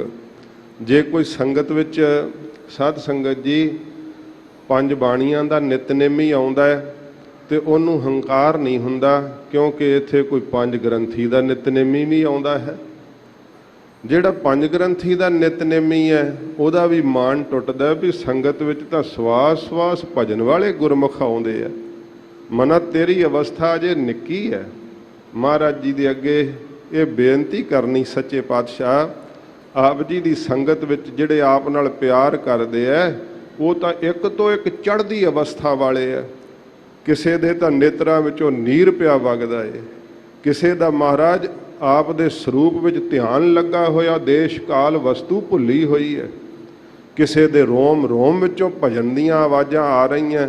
ਇੱਕ ਤੋਂ ਇੱਕ ਚੜ੍ਹਦੀ ਅਵਸਥਾ ਵਾਲੇ ਹਨ ਆਪ ਜੀ ਦੀ ਸੰਗਤ ਵਿੱਚ। ਕੌਣ ਜਾਣੈ ਮੇਰਾ ਨਾਉ ਜੀਓ। ਮਹਾਰਾਜ, ਸਾਡਾ ਔਗਣਾਂ ਦੇ ਭਰਿਆਂ ਦਾ ਉੱਥੇ ਕੌਣ ਕੋਈ ਨਾ ਜਾਣਦਾ ਹੈ। ਮਹਾਰਾਜ, ਸਾਡੀ ਤਾਂ ਕੋਈ ਹੋਂਦ ਹੀ ਨਹੀਂ ਨਾ, ਅਸੀਂ ਤਾਂ ਕਿਸੇ ਪਹਿਚਾਣ ਵਿੱਚ ਹੀ ਨਹੀਂ ਸੱਚੇ ਪਾਤਸ਼ਾਹ, ਕਿਉਂਕਿ ਸਾਡੇ ਕੋਲ ਤਾਂ ਔਗਣ ਹੀ ਔਗਣ ਹੈ। ਮਹਾਰਾਜ, ਸਾਨੂੰ ਸੰਗਤ ਵਿੱਚ ਕਿਵੇਂ ਆਪ ਜੀ ਦਾ ਪਿਆਰ ਮਿਲੇ, ਕਿਵੇਂ ਸਾਡੀ ਪਹਿਚਾਣ ਆਪ ਜੀ ਦੇ ਨਾਲ ਬਣੇ, ਸੱਚੇ ਪਾਤਸ਼ਾਹ ਮਹਾਰਾਜ ਸਾਨੂੰ ਵੀ ਆਪ ਜੀ ਦਾ ਉਹ ਅੰਤਰਾਤਮੇ ਸੁੱਖ ਮਿਲੇ। हे ਗਰੀਬ ਨਵਾਜ, ਸਾਡਾ ਤਾਂ ਕੋਈ ਨਾਂ ਹੀ ਨਹੀਂ ਜਾਣਦਾ, ਕਿਉਂਕਿ ਔਗਣਾਂ ਦੇ ਭਰੇ ਹੋਏ ਹਾਂ। ਜਿਨੀ ਸਖੀ ਸਹੁਰਾਵਿਆ। ਸਤਿਗੁਰੂ ਗਰੀਬ ਨਵਾਜ ਜੀ ਕਹਿੰਦੇ ਆ ਕਿ ਜਿਨ੍ਹਾਂ ਸਖੀਆਂ ਨੇ, ਮਹਾਤਮਾ ਰੂਪੀ ਸਖੀਆਂ ਨੇ, ਗੁਰਮੁਖਾਂ ਨੇ ਸੌ ਪਤੀ ਪਰਮੇਸ਼ਰ ਦੇ ਨਾਮ ਦੇ ਆਨੰਦ ਨੂੰ ਮਾਣਿਆ ਹੈ। ਸੇ ਅੰਬੀ ਛਾਵੜੀਏ ਜੀਓ। ਮਹਾਰਾਜ ਜੀ ਉਹ ਕੈਸੇ ਹੁੰਦੇ ਐ, ਉਹਨਾਂ ਦੀ ਕੀ ਨਿਸ਼ਾਨੀ ਹੈ? ਗੁਰੂ ਨਾਨਕ ਸਾਹਿਬ ਜੀ ਕਹਿੰਦੇ ਸੇ ਅੰਬੀ ਛਾਵੜੀਏ ਜੀਓ। ਜਿਵੇਂ ਅੰਬ ਦੀ ਛਾਂ ਹੁੰਦੀ ਹੈ ਨਾ, ਕਿੰਨੀ ਸੰਘਣੀ ਹੁੰਦੀ ਹੈ। ਫਿਰ ਉਹਨੂੰ ਸਾਧ ਸੰਗਤ ਜੀ, ਅੰਬ ਦਾ ਕਿੱਡਾ ਮਿੱਠਾ ਫਲ ਹੈ, ਬਹਾਰ ਹੈ, ਆਪਾਂ ਅੰਬ ਖਾਂਦੇ, ਇੱਕੋ ਇੱਕ ਇਹ ਫਲ ਹੈ ਜਿਹਨੂੰ ਬਾਰ-ਬਾਰ ਮੂੰਹ ਵਿੱਚ ਪਾਈਦਾ। ਜੇ ਕੋਈ ਹੋਰ ਚੀਜ਼ ਮੂੰਹ ਵਿੱਚ ਪਾਈਏ ਨਾ ਤੇ ਕੱਢ ਦਈਏ, ਦੁਬਾਰਾ ਖਾਣ ਨੂੰ ਦਿਲ ਨਹੀਂ ਕਰਦਾ। ਪਰ ਅੰਬ ਨੂੰ ਤਾਂ ਬਾਰ-ਬਾਰ ਮੂੰਹ ਵਿੱਚ ਪਾਉਂਦੇ ਵੀ ਹੈ ਤੇ ਕੱਢਦੇ ਵੀ ਹੈ, ਫਿਰ ਪਾਉਂਦੇ, ਫਿਰ ਨਾਲੇ ਰਸ ਲੈਂਦੇ ਆ। ਸੱਚੇ ਪਾਤਸ਼ਾਹ ਜੀ ਕਹਿੰਦੇ ਜਿਹੜੇ ਨਾਮ ਰਸੀਏ ਗੁਰਮੁਖ ਹੈ ਨਾ, ਇਹ ਨੂਰ ਸ਼ਾਹ, ਉਹਨਾਂ ਦੇ ਕੋਲ ਸ਼ਾਂਤੀ ਰੂਪੀ ਛਾਂ ਹੁੰਦੀ ਹੈ। ਜਿਵੇਂ ਬੜੇ ਹੀ ਸੰਘਣੇ ਪੱਤੇ ਹੁੰਦੇ ਆ ਨਾ ਅੰਬ ਦੇ ਰੁੱਖ ਦੇ, ਉਹਨਾਂ ਦੇ ਸਾਧਨਾ ਰੂਪੀ ਪੱਤਰੇ ਬੜੇ ਹੀ ਸੰਘਣੇ ਆ। ਉਹ ਵੱਡੇ ਅੰਮ੍ਰਿਤ ਵੇਲੇ ਉੱਠਦੇ ਆ, ਸਾਰਾ ਦਿਨ ਭਜਨ ਕਰੀ ਜਾਂਦੇ ਆ, ਆਪਣਾ ਆਪ ਨੁਕਸਾਨ ਕਰਕੇ ਵੀ ਦੂਸਰੇ ਦਾ ਭਲਾ ਕਰਦੇ ਆ, ਹਰ ਵੇਲੇ ਉਪਕਾਰ ਕਰਦੇ ਆ, ਮਿੱਠਾ ਬੋਲਦੇ ਆ। ਐਡੇ ਗੁਣ ਹੁੰਦਿਆਂ ਹੋਇਆਂ ਵੀ ਜਿਵੇਂ ਫਲਾਂ ਵਾਲਾ ਰੁੱਖ, ਅੰਬਾਂ ਵਾਲਾ ਰੁੱਖ ਉਹ ਝੁਕ ਜਾਂਦਾ ਨਾ, ਮਹਾਰਾਜ ਕਹਿੰਦੇ ਨੂਰ ਸ਼ਾਹ ਗੁਣ ਹੀ ਇੰਨੇ ਆ ਜਾਂਦੇ ਆ, ਉਹ ਨਿਮਰਤਾ ਨਾਲ ਝੁਕ ਜਾਂਦੇ ਆ, ਸਭ ਦੇ ਚਰਨਾਂ ਦੀ ਧੂੜ ਬਣ ਜਾਂਦੇ ਆ, ਇੰਨੀ ਉਹਨਾਂ ਵਿੱਚ ਨਿਮਰਤਾ ਆ ਜਾਂਦੀ ਹੈ। ਤੇ ਜਿਹੜਾ ਫਿਰ ਉਹਨਾਂ ਦੀ ਛਾਂ ਮਾਣਦਾ ਨਾ, ਛਾਂ ਮਾਣਨਾ ਕੀ ਹੈ? ਇਹੋ ਜਿਹੇ ਨਾਮ ਰਸੀਏ ਸੰਤ ਮਹਾਤਮਾ ਗੁਰਸਿੱਖ ਦੀ ਜਿਹੜਾ ਸੰਗਤ ਕਰਦਾ ਨਾ, ਉਹਨੂੰ ਫਿਰ ਸਾਧ ਸੰਗਤ ਜੀ ਗਿਆਨ ਰੂਪੀ ਫਲ ਜਿਹੜਾ ਨਾ ਰਸਿਆ ਹੋਇਆ ਉਹ ਪ੍ਰਾਪਤ ਹੁੰਦਾ, ਨਾਮ ਦਾ ਰਸ ਆਉਂਦਾ। ਜਿਵੇਂ ਅੰਬ ਨੂੰ ਬਾਰ-ਬਾਰ ਆਪਾਂ ਰਸ ਲੈਂਦੇ ਹੋਏ ਮੂੰਹ ਵਿੱਚ ਪਾਉਂਦੇ ਆ, ਫਿਰ ਕੱਢਦੇ ਆ, ਇਵੇਂ ਗੁਰਸਿੱਖ ਸਾਧ ਸੰਗਤ ਜੀ ਇੱਕ ਵਾਰੀ ਵਾਹਿਗੁਰੂ ਕਹਿੰਦੇ ਆ ਨਾ, ਉਹਨਾਂ ਦੀ ਸੰਗਤ ਕਰਦੇ ਇੰਨਾ ਰਸ ਹੁੰਦਾ, ਦੂਜੀ ਵਾਰੀ ਆਪਣੇ ਆਪ ਹੀ ਮੂੰਹ ਚੋਂ ਨਿਕਲਦਾ, ਆਨੰਦ ਆਉਂਦਾ, ਬਾਰ-ਬਾਰ ਜਪਦੇ ਆ ਪਰਮੇਸ਼ਰ ਦਾ ਨਾਮ। ਮਹਾਰਾਜ ਜੀ ਕਹਿੰਦੇ ਐਵੇਂ ਅੰਬ ਦੀ ਛਾਂ ਦਾ ਦ੍ਰਿਸ਼ਟਾਂਤ ਦੇ ਕੇ ਹਜੂਰ ਕਹਿੰਦੇ ਸੇ ਅੰਬੀ ਛਾਵੜੀਏ ਜੀਓ। ਜਿਵੇਂ ਅੰਬ ਦੀ ਛਾਂ ਹੁੰਦੀ ਹੈ ਨਾ, ਇਵੇਂ ਉਹਨਾਂ ਕੋਲ ਸ਼ਾਂਤੀ ਰੂਪੀ ਛਾਂ ਹੁੰਦੀ ਹੈ। ਉਹਨਾਂ ਦੇ ਸਾਧਨਾ ਰੂਪੀ ਪੱਤਰੇ, ਉਹਨਾਂ ਨੂੰ ਨਾਮ ਜਪਦਿਆਂ ਵੇਖ ਕੇ ਦੂਸਰੇ ਨੂੰ ਚਾਅ ਆਉਂਦਾ, ਮਨਾ ਮੈਂ ਵੀ ਨਾਮ ਜਪਾਂ। ਸਤਿਗੁਰੂ ਜੀ ਕਹਿੰਦੇ ਕੁਚੱਜ ਵਾਲੇ ਵੀ ਸੁਚੱਜ ਵਾਲੇ ਬਣ ਜਾਂਦੇ ਆ, ਉਹਨਾਂ ਦੀ ਸੰਗਤ ਕਰਕੇ ਗਿਆਨ ਦਾ ਰਸਿਆ ਹੋਇਆ ਬ੍ਰਹਮ ਗਿਆਨ ਦਾ ਫਲ ਛਕਣ ਨੂੰ ਮਿਲ ਜਾਂਦਾ ਏ। ਸੇ ਗੁਣ ਮੰਨ ਨਾ ਆਵਣੀ। ਫਿਰ ਚਾਅ ਆਉਂਦਾ ਨਾ ਮਨ ਦੇ ਅੰਦਰ, ਮਹਾਰਾਜ ਜੀ ਜਿਹੜੇ ਮਹਾਤਮਾ ਵਾਲੇ ਗੁਣ ਹੈ, ਜਿੰਨਾ ਪਿਆਰ ਉਹਨਾਂ ਦੇ ਮਨ ਵਿੱਚ ਲੱਗਾ ਹੈ, ਮਹਾਰਾਜ ਮੇਰੇ ਵਿੱਚ ਉਹ ਗੁਣ ਕਿਉਂ ਨਹੀਂ ਆਉਂਦੇ? ਸੱਚੇ ਪਾਤਸ਼ਾਹ ਮਹਾਰਾਜ ਨੇ ਕਿਹਾ ਨਾ ਕਿ ਉਹ ਜੇ ਗੁਣ ਨਹੀਂ ਮਿਲਦੇ ਤਾਂ ਫਿਰ ਮਨ ਦੇ ਅੰਦਰ ਜਗਿਆਸੂ ਰੋਣ ਲੱਗ ਪੈਂਦਾ ਹੈ।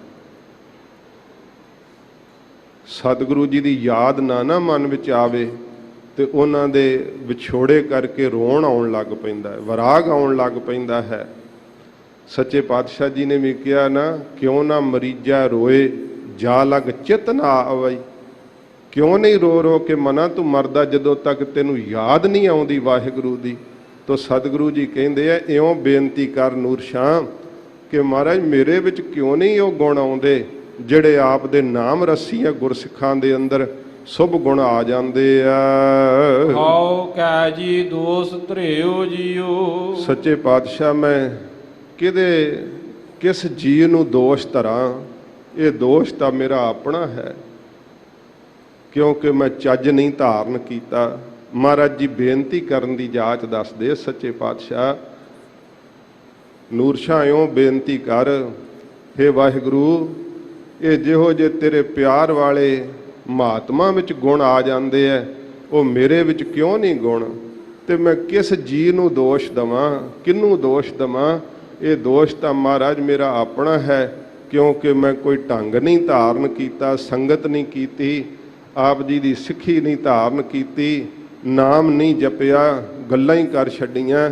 ਮਹਾਰਾਜ ਮੈਂ ਕਿਹਨੂੰ ਦੋਸ਼ ਦਵਾਂ? ਦੋਸ਼ ਤਾਂ ਮੇਰੇ ਆਪਣੇ ਵਿੱਚ ਹਨ। ਕਿਆ ਗੁਣ ਤੇਰੇ ਵਿਥਰਾ। ਹੇ ਵਾਹਿਗੁਰੂ ਜੀ, ਆਪ ਜੀ ਦੇ ਕਿਹੜੇ ਕਿਹੜੇ ਗੁਣਾਂ ਦਾ ਮੈਂ ਵਿਸਥਾਰ ਕਰਕੇ ਦੱਸਾਂ? ਆਪ ਦਿਆਲੂ ਹੋ, ਕਿਰਪਾਲੂ ਹੋ, ਮਿਹਰਬਾਨ ਹੋ, ਅਕਿਰਤ ਘਣਾ ਨੂੰ ਪਾਲਦੇ ਹੋ ਸੱਚੇ ਪਾਤਸ਼ਾਹ। ਮੈਂ ਕਿਹੜੇ ਕਿਹੜੇ ਗੁਣ ਆਪ ਜੀ ਦੇ ਵਿਸਥਾਰ ਨਾਲ ਕਹਿਣਾ ਕਰਾਂ? ਹਉ ਕਿਆ ਕਿਆ ਕਿੰਨਾ ਤੇਰਾ ਨਾਉ ਜੀਓ। ਤੇ ਕਿਹੜਾ ਕਿਹੜਾ ਮਹਾਰਾਜ ਆਪ ਜੀ ਦਾ ਮੈਂ ਨਾਮ ਕਿੰਨਾ ਲੈਣਾ ਕਰਾਂ? ਕਿਉਂਕਿ ਆਪ ਦੇ ਤਾਂ ਨਾਮ ਹੀ ਨਹੀਂ ਗਿਣੇ ਜਾ ਸਕਦੇ। ਸ਼ੇਸ਼ ਨਾਗ ਤੋਂ ਨਹੀਂ ਗਿਣੇ ਜਾਂਦੇ ਜਿਹੜੀਆਂ ਇੰਨੀਆਂ ਜੀਭਾਂ ਨੇ। ਮਹਾਰਾਜ ਆਪ ਜੀ ਦਾ ਤਾਂ ਨਾਮਾਂ ਦਾ ਅੰਤ ਨਹੀਂ ਆਉਂਦਾ।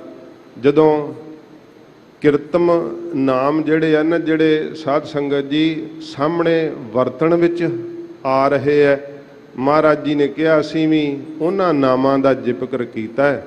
ਤੋ ਐ ਸਰਬ ਨਾਮ ਕਥਾ ਕਵਨ, ਕਰਮ ਨਾਮ ਵਰਨਤ ਸੁਮਤ। ਜਿਹੜੇ ਕਰਮ ਨਾਮ ਨੇ ਮਹਾਰਾਜ ਜਿਹੋ ਜੀ ਆਪ ਸੁਮਤ ਬਖਸ਼ ਦਿਓ, ਉਹਦੇ ਨਾਲ ਅਸੀਂ ਆਪ ਜੀ ਦੇ ਕਰਮ ਨਾਮ ਕਹਿੰਦੇ ਆ। ਜਿਵੇਂ ਆਪ ਜੀਆਂ ਤੇ ਮਿਹਰ ਕਰਦੇ ਹੋ, ਆਪ ਦਾ ਨਾਮ ਮਿਹਰਬਾਨ ਹੈ। ਆਪ ਜੀ ਮਹਾਰਾਜ ਦਇਆ ਦੇ ਘਰ ਵਿੱਚ ਆ ਕੇ ਦਇਆ ਕਰਦੇ ਹੋ, ਆਪ ਦਾ ਨਾਮ ਦਇਆਲੂ ਹੈ। ਇਉਂ ਮਹਾਰਾਜ ਮੈਂ ਕਿਹੜਾ ਕਿਹੜਾ ਆਪ ਜੀ ਦਾ ਨਾਮ ਜਿਹੜਾ ਉਹ ਲੈਣਾ ਕਰਾਂ? ਇਕ ਤੂੰ ਟੋਲ ਨਾ ਅੰਬੜਾ। ਮੈਂ ਤਾਂ ਆਪ ਜੀ ਦੀ ਇੱਕ ਵੀ ਟੋਲ ਖੂਬੀ ਦੇ ਬਰਾਬਰ ਨਹੀਂ ਪਹੁੰਚ ਸਕਦੀ ਸੱਚੇ ਪਾਤਸ਼ਾਹ। ਆਪ ਦੇ ਵਿੱਚ ਤਾਂ ਈਡੀਆਂ ਵਡਿਆਈਆਂ ਨੇ ਮਹਾਰਾਜ ਸੱਚੇ ਪਾਤਸ਼ਾਹ। ਅਸੀਂ ਤਾਂ ਔਗਣਾਂ ਦੇ ਭਰੇ ਹੋਏ ਆ ਮਹਾਰਾਜ। ਅਸੀਂ ਕਿਸੇ ਵੀ ਟੋਲ ਪਦਾਰਥ ਨੂੰ ਵੀ ਕਹਿੰਦੇ ਆ ਮਹਾਰਾਜ, ਜਿਹੜਾ ਤੁਸੀਂ ਜਨਮ ਪਦਾਰਥ ਦਿੱਤਾ ਹੈ ਨਾ, ਇਹਦੀ ਵੀ ਬਰਾਬਰੀ ਕੋਈ ਕਰ ਹੀ ਨਹੀਂ ਸਕਦਾ, ਕੋਈ ਦੇ ਹੀ ਨਹੀਂ ਸਕਦਾ। ਕਿਵੇਂ ਆਪ ਦੇ ਬਰਾਬਰ ਪਹੁੰਚ ਜਾਈਏ? ਹਉ ਸਾਧੂ ਕੁਰਬਾਨਾ ਤੇਰਾ ਜਾਓ ਜੀਓ। ਅਸੀਂ ਤਾਂ ਮਹਾਰਾਜ ਸਦਾ ਹੀ ਆਪ ਜੀ ਤੋਂ ਕੁਰਬਾਨ ਜਾਂਦੇ ਆ, ਬਲਹਾਰ ਜਾਂਦੇ ਆ, ਆਪਣਾ ਆਪ ਵਾਰਦੇ ਹਾਂ। ਸੋਇਨਾ ਰੂਪਾ ਰੰਗੂਲਾ। ਫਿਰ ਇਹ ਔਗਣ ਜਿਹੜੇ ਮਨ ਵਿੱਚ ਹਨ ਉਹ ਪ੍ਰਗਟ ਕਰਨੇ। ਸੱਚੇ ਪਾਤਸ਼ਾਹ ਜੀ ਦੇ ਅੱਗੇ ਹੱਥ ਜੋੜ ਕਰਕੇ ਆਪਾਂ ਜਦੋਂ ਬੇਨਤੀ ਕਰੀਏ ਨਾ ਸੱਚੇ ਦਿਲੋਂ, ਮਹਾਰਾਜ ਜੀ ਫਿਰ ਸਾਡਾ ਨਿਰਛਲ ਸੁਭਾਅ ਵੇਖ ਕੇ ਦਾਤ ਦਿੰਦੇ ਆ। ਹਜੂਰ ਫਰਮਾਉਂਦੇ ਹਨ, ਫਿਰ ਪੜ੍ਹਦੇ ਹੋ ਸੋਇਨਾ ਰੂਪਾ ਰੰਗੂਲਾ। ਮਹਾਰਾਜ ਜੀ ਜਿਹੜਾ ਸੋਇਨਾ ਹੈ ਨਾ ਤੇ ਰੂਪਾ ਜਿਹੜੀ ਚਾਂਦੀ ਹੈ, ਇਹ ਮੈਨੂੰ ਬੜਾ ਆਨੰਦ ਦੇਣ ਵਾਲੇ ਪ੍ਰਤੀਤ ਹੁੰਦੇ ਆ। ਸੋਨੇ 'ਚ ਚਿੱਤ ਲੱਗਾ ਹੋਇਆ ਹੈ, ਰੁਪਏ ਚਾਂਦੀ ਵਿੱਚ ਚਿੱਤ ਲੱਗਾ ਹੋਇਆ। ਦੁਨੀਆ ਦਾ ਦਿਖਾਵਾ ਮੈਂ ਕਰਦੀ ਹਾਂ। ਮੋਤੀ ਤਾ ਮਾਣਕ ਜੀਓ। ਮਹਾਰਾਜ ਮੋਤੀਆਂ ਵਿੱਚ, ਮਾਣਕਾਂ ਵਿੱਚ, ਹੀਰਿਆਂ ਵਿੱਚ ਮੇਰਾ ਚਿੱਤ ਲੱਗਾ ਹੋਇਆ ਹੈ। ਮੈਂ ਦਿਖਾਵੇ ਵਾਲੇ ਜਿਹੜੇ ਆ ਉਹ ਸ਼ਿੰਗਾਰ ਕਰਦੀ ਆ। ਲੋਕ ਮੈਨੂੰ ਵੇਖਣ ਤੇ ਮੇਰੀ ਜਿਹੜੀ ਆ ਪ੍ਰਭਾ ਵੇਖ ਕੇ ਪ੍ਰਸੰਨ ਹੋਣ, ਮੇਰੇ ਤੋਂ ਪ੍ਰਭਾਵਿਤ ਹੋਣ। ਮਹਾਰਾਜ ਮੈਂ ਲੋਕਾਚਾਰੀ ਕਰਦੀ ਹਾਂ। ਸੇ ਵਸਤੂ ਸਹਿ ਦਿੱਤੀਆ। ਮਹਾਰਾਜ ਜੀ ਉਹ ਜਿਹੜੀਆਂ ਵਸਤੂ ਸਾਰੀਆਂ ਆਪ ਜੀ ਨੇ ਦਿੱਤੀਆਂ ਹੋਈਆਂ, ਸਭ ਮਾਲਕ ਨੇ। ਮੈਂ ਤਿਨ ਸਿਉ ਲਾਇਆ ਚਿਤ ਜੀਓ। ਮਹਾਰਾਜ ਆਪ ਦੀਆਂ ਦਿੱਤੀਆਂ ਹੋਈਆਂ ਵਸਤੂਆਂ ਨਾਲ ਮੈਂ ਚਿੱਤ ਲਾ ਲਿਆ। ਸੋਨੇ ਨਾਲ ਚਿੱਤ ਲਾ ਲਿਆ, ਚਾਂਦੀ ਨਾਲ ਚਿੱਤ ਲਾ ਲਿਆ, ਮੋਤੀਆਂ ਤੇ ਮਾਣਕਾਂ ਦੇ ਨਾਲ, ਹੀਰਿਆਂ ਜਵਾਹਰਾਤਾਂ ਦੇ ਨਾਲ ਮੈਂ ਆਪਣਾ ਮਨ ਲਾ ਲਿਆ ਹੈ। ਮੰਦਰ ਮਿੱਟੀ ਸੰਦੜੇ। ਤੇ ਜਿਹੜੇ ਮੰਦਰ ਘਰ ਹਨ ਮਿੱਟੀ ਦੇ ਜਿਹੜੇ ਸੀਗੇ, ਉਹ ਘਰ ਮਿੱਟੀ ਦੇ ਬਣੇ ਹੋਏ, ਉਹਨਾਂ ਵਿੱਚ ਮੈਨੂੰ ਸਿਦਕ ਨਹੀਂ ਆਇਆ। ਪੱਥਰ ਕੀਤੇ ਰਾਸ ਜੀਓ। ਤੇ ਪੱਥਰ ਦੇ ਫਿਰ ਉਹ ਜਿਹੜੇ ਸੀ ਬਣਾ ਲਏ। ਕਿਆ ਸੋਹਣੇ ਪੱਥਰ ਲਿਆ ਕਰਕੇ ਲਾਏ। ਅੱਜ ਕੱਲ੍ਹ ਦੇ ਸਮੇਂ ਵਿੱਚ ਵੀ ਵੇਖੀਏ ਤੇ ਕਈ ਇਹਨਾਂ ਮਕਾਨਾਂ ਉੱਤੇ ਹੀ ਖਰਚਾ ਕਰਦੇ ਆ ਕਿ ਜਿਵੇਂ ਬਹੁਤ ਲੰਮਾ ਸਮਾਂ ਇੱਥੇ ਹੀ ਰਹਿਣਾ। ਕਲਯੁਗ ਦੇ ਵਿੱਚ ਤਾਂ ਉਮਰ ਹੀ ਬੜੀ ਥੋੜੀ ਰਹਿ ਗਈ ਹੈ। ਮਹਾਰਾਜ ਮੇਰਾ ਚਿੱਤ ਨਾ ਮਹਿਲ ਮਾੜੀਆਂ ਵਿੱਚ ਲੱਗਾ ਹੋਇਆ ਹੈ। ਤੇ ਸਤਿਗੁਰੂ ਜੀ ਬਾਣੀ ਕਹਿੰਦੀ ਹੈ, ਮਹਿਲਨ ਸਖਣ ਰਹਿ ਗਏ ਵਸਾਇਆ ਤਲ, ਗੋਰਾਂ ਸੇ ਨਿਮਾਣੀਆਂ ਬਹਿਸਨ ਰੂਹਾਂ ਮਲ। ਮਹਾਰਾਜ ਮੈਨੂੰ ਇਹ ਸੋਝੀ ਨਹੀਂ ਹੈ। ਮੈਂ ਤਾਂ ਇਹ ਸੋਚਿਆ, ਜਿਵੇਂ ਕਹਿੰਦੇ ਆ ਨਾ, ਜਦੋਂ ਮਕਾਨ ਬਣਾਉਣਾ ਹੋਵੇ ਡੂੰਘੀ ਨੀਂਹ ਰੱਖੀ, ਮਜ਼ਬੂਤ ਮਕਾਨ ਹੋਵੇ। ਬਾਣੀ ਕਹਿੰਦੀ ਹੈ, ਗਹਿਰੀ ਕਰ ਕੈ ਨੀਵ ਖੁਦਾਈ ऊपर मंडप छाए, मार कंडे ते को अदकाई, जिन तृण धर मूंड बलाए। सतयुग ਦੇ ਵਿੱਚ ਇਹ ਮਾਰਕੰਡਾ ਰਿਖੀ ਹੋਇਆ। ਉਦੋਂ ਸਾਧ ਸੰਗਤ ਜੀ ਲੱਖ ਵਰਿਆਂ ਦੀ ਆਰਜਾ ਭਾਈ ਗੁਰਦਾਸ ਜੀ ਨੇ ਕਿਹਾ। ਮਾਰਕੰਡੇ ਰਿਖੀ ਨੇ ਝੁੱਗੀ ਨਹੀਂ ਪਾਈ, ਕੁਟਿਆ ਹੀ ਨਹੀਂ ਪਾਈ, ਕਹਿੰਦਾ ਮਾਰੀ ਜਾਣਾ। ਲੱਖ ਵਰਿਆ ਉਮਰ ਸੀ ਉਸ ਰਿਖੀ ਦੀ, ਕਹਿੰਦਾ ਇੱਕ ਦਿਨ ਚਲੇ ਹੀ ਜਾਣਾ, ਕੀ ਕੁਟਿਆ ਪਾਉਣੀ ਹੈ। 100 ਸਾਲ ਦੀ ਉਮਰ ਕਲਯੁਗ ਵਿੱਚ ਮੰਨੀ ਹੋਈ ਹੈ। ਮਹਾਰਾਜ ਮੈਨੂੰ ਤਾਂ ਮਿੱਟੀ ਵਾਲੇ ਬਣੇ ਹੋਏ ਘਰਾਂ ਵਿੱਚ ਸਿਦਕ ਨਹੀਂ ਆਇਆ, ਮੈਂ ਤਾਂ ਪੱਥਰ ਦੇ ਉਹਨਾਂ ਨੂੰ ਗੱਚ ਲਾ ਲਾ ਕੇ ਐਨ ਐਡੇ ਕਿਲੇ ਉਸਾਰ ਦਿੱਤੇ, ਉਹਨਾਂ ਦਾ ਹੀ ਮੈਨੂੰ ਰਸ ਚਿੰਬੜਿਆ ਹੋਇਆ ਹੈ। ਮੇਰਾ ਘਰ, ਮੇਰਾ ਘਰ। ਇਹ ਮੈਨੂੰ ਮਨ ਵਿੱਚ ਇਹ ਖਿਆਲ ਹੈ ਕਿ ਮੈਨੂੰ ਇਹੀ ਚੀਜ਼ਾਂ ਰਾਸ ਆਉਣਗੀਆਂ ਕਿ ਇਹ ਮੇਰੀਆਂ ਨੇ, ਮੈਂ ਇਹਨਾਂ ਵਿੱਚ ਸਦਾ ਰਹਾਂਗਾ। ਪਰ ਸਾਧ ਸੰਗਤ ਜੀ ਬੜੇ ਬੜੇ ਬਣੇ ਹੋਏ ਬਾਦਸ਼ਾਹਾਂ ਦੇ ਕਿਲੇ ਅੱਜ ਖੰਡਰਾਤ ਹੋ ਚੁੱਕੇ ਹੈ। ਜਿਸ ਲਾਲ ਕਿਲੇ ਵਿੱਚੋਂ ਕਦੇ ਨੌਰੰਗੇ ਨੇ ਗੁਰੂ ਤੇਗ ਬਹਾਦਰ ਸਾਹਿਬ ਦਾ ਸ਼ਹਾਦਤ ਦਾ ਉਹਨੇ ਹੁਕਮ ਜਾਰੀ ਕੀਤਾ ਸੀ, ਅੱਜ ਉਸ ਲਾਲ ਕਿਲੇ ਦੀ ਕੀ ਹਾਲਤ ਹੈ। ਤੇ ਸਤਿਗੁਰਾਂ ਨੇ ਜਿੱਥੇ ਬੈਠ ਕੇ ਸ਼ਹਾਦਤ ਦਿੱਤੀ ਸੀ, ਉੱਥੇ ਮੱਥਾ ਟੇਕਣ ਵਾਲਿਆਂ ਦੀਆਂ ਲੈਣਾ ਲੱਗੀਆਂ ਰਹਿੰਦੀਆਂ ਨੇ।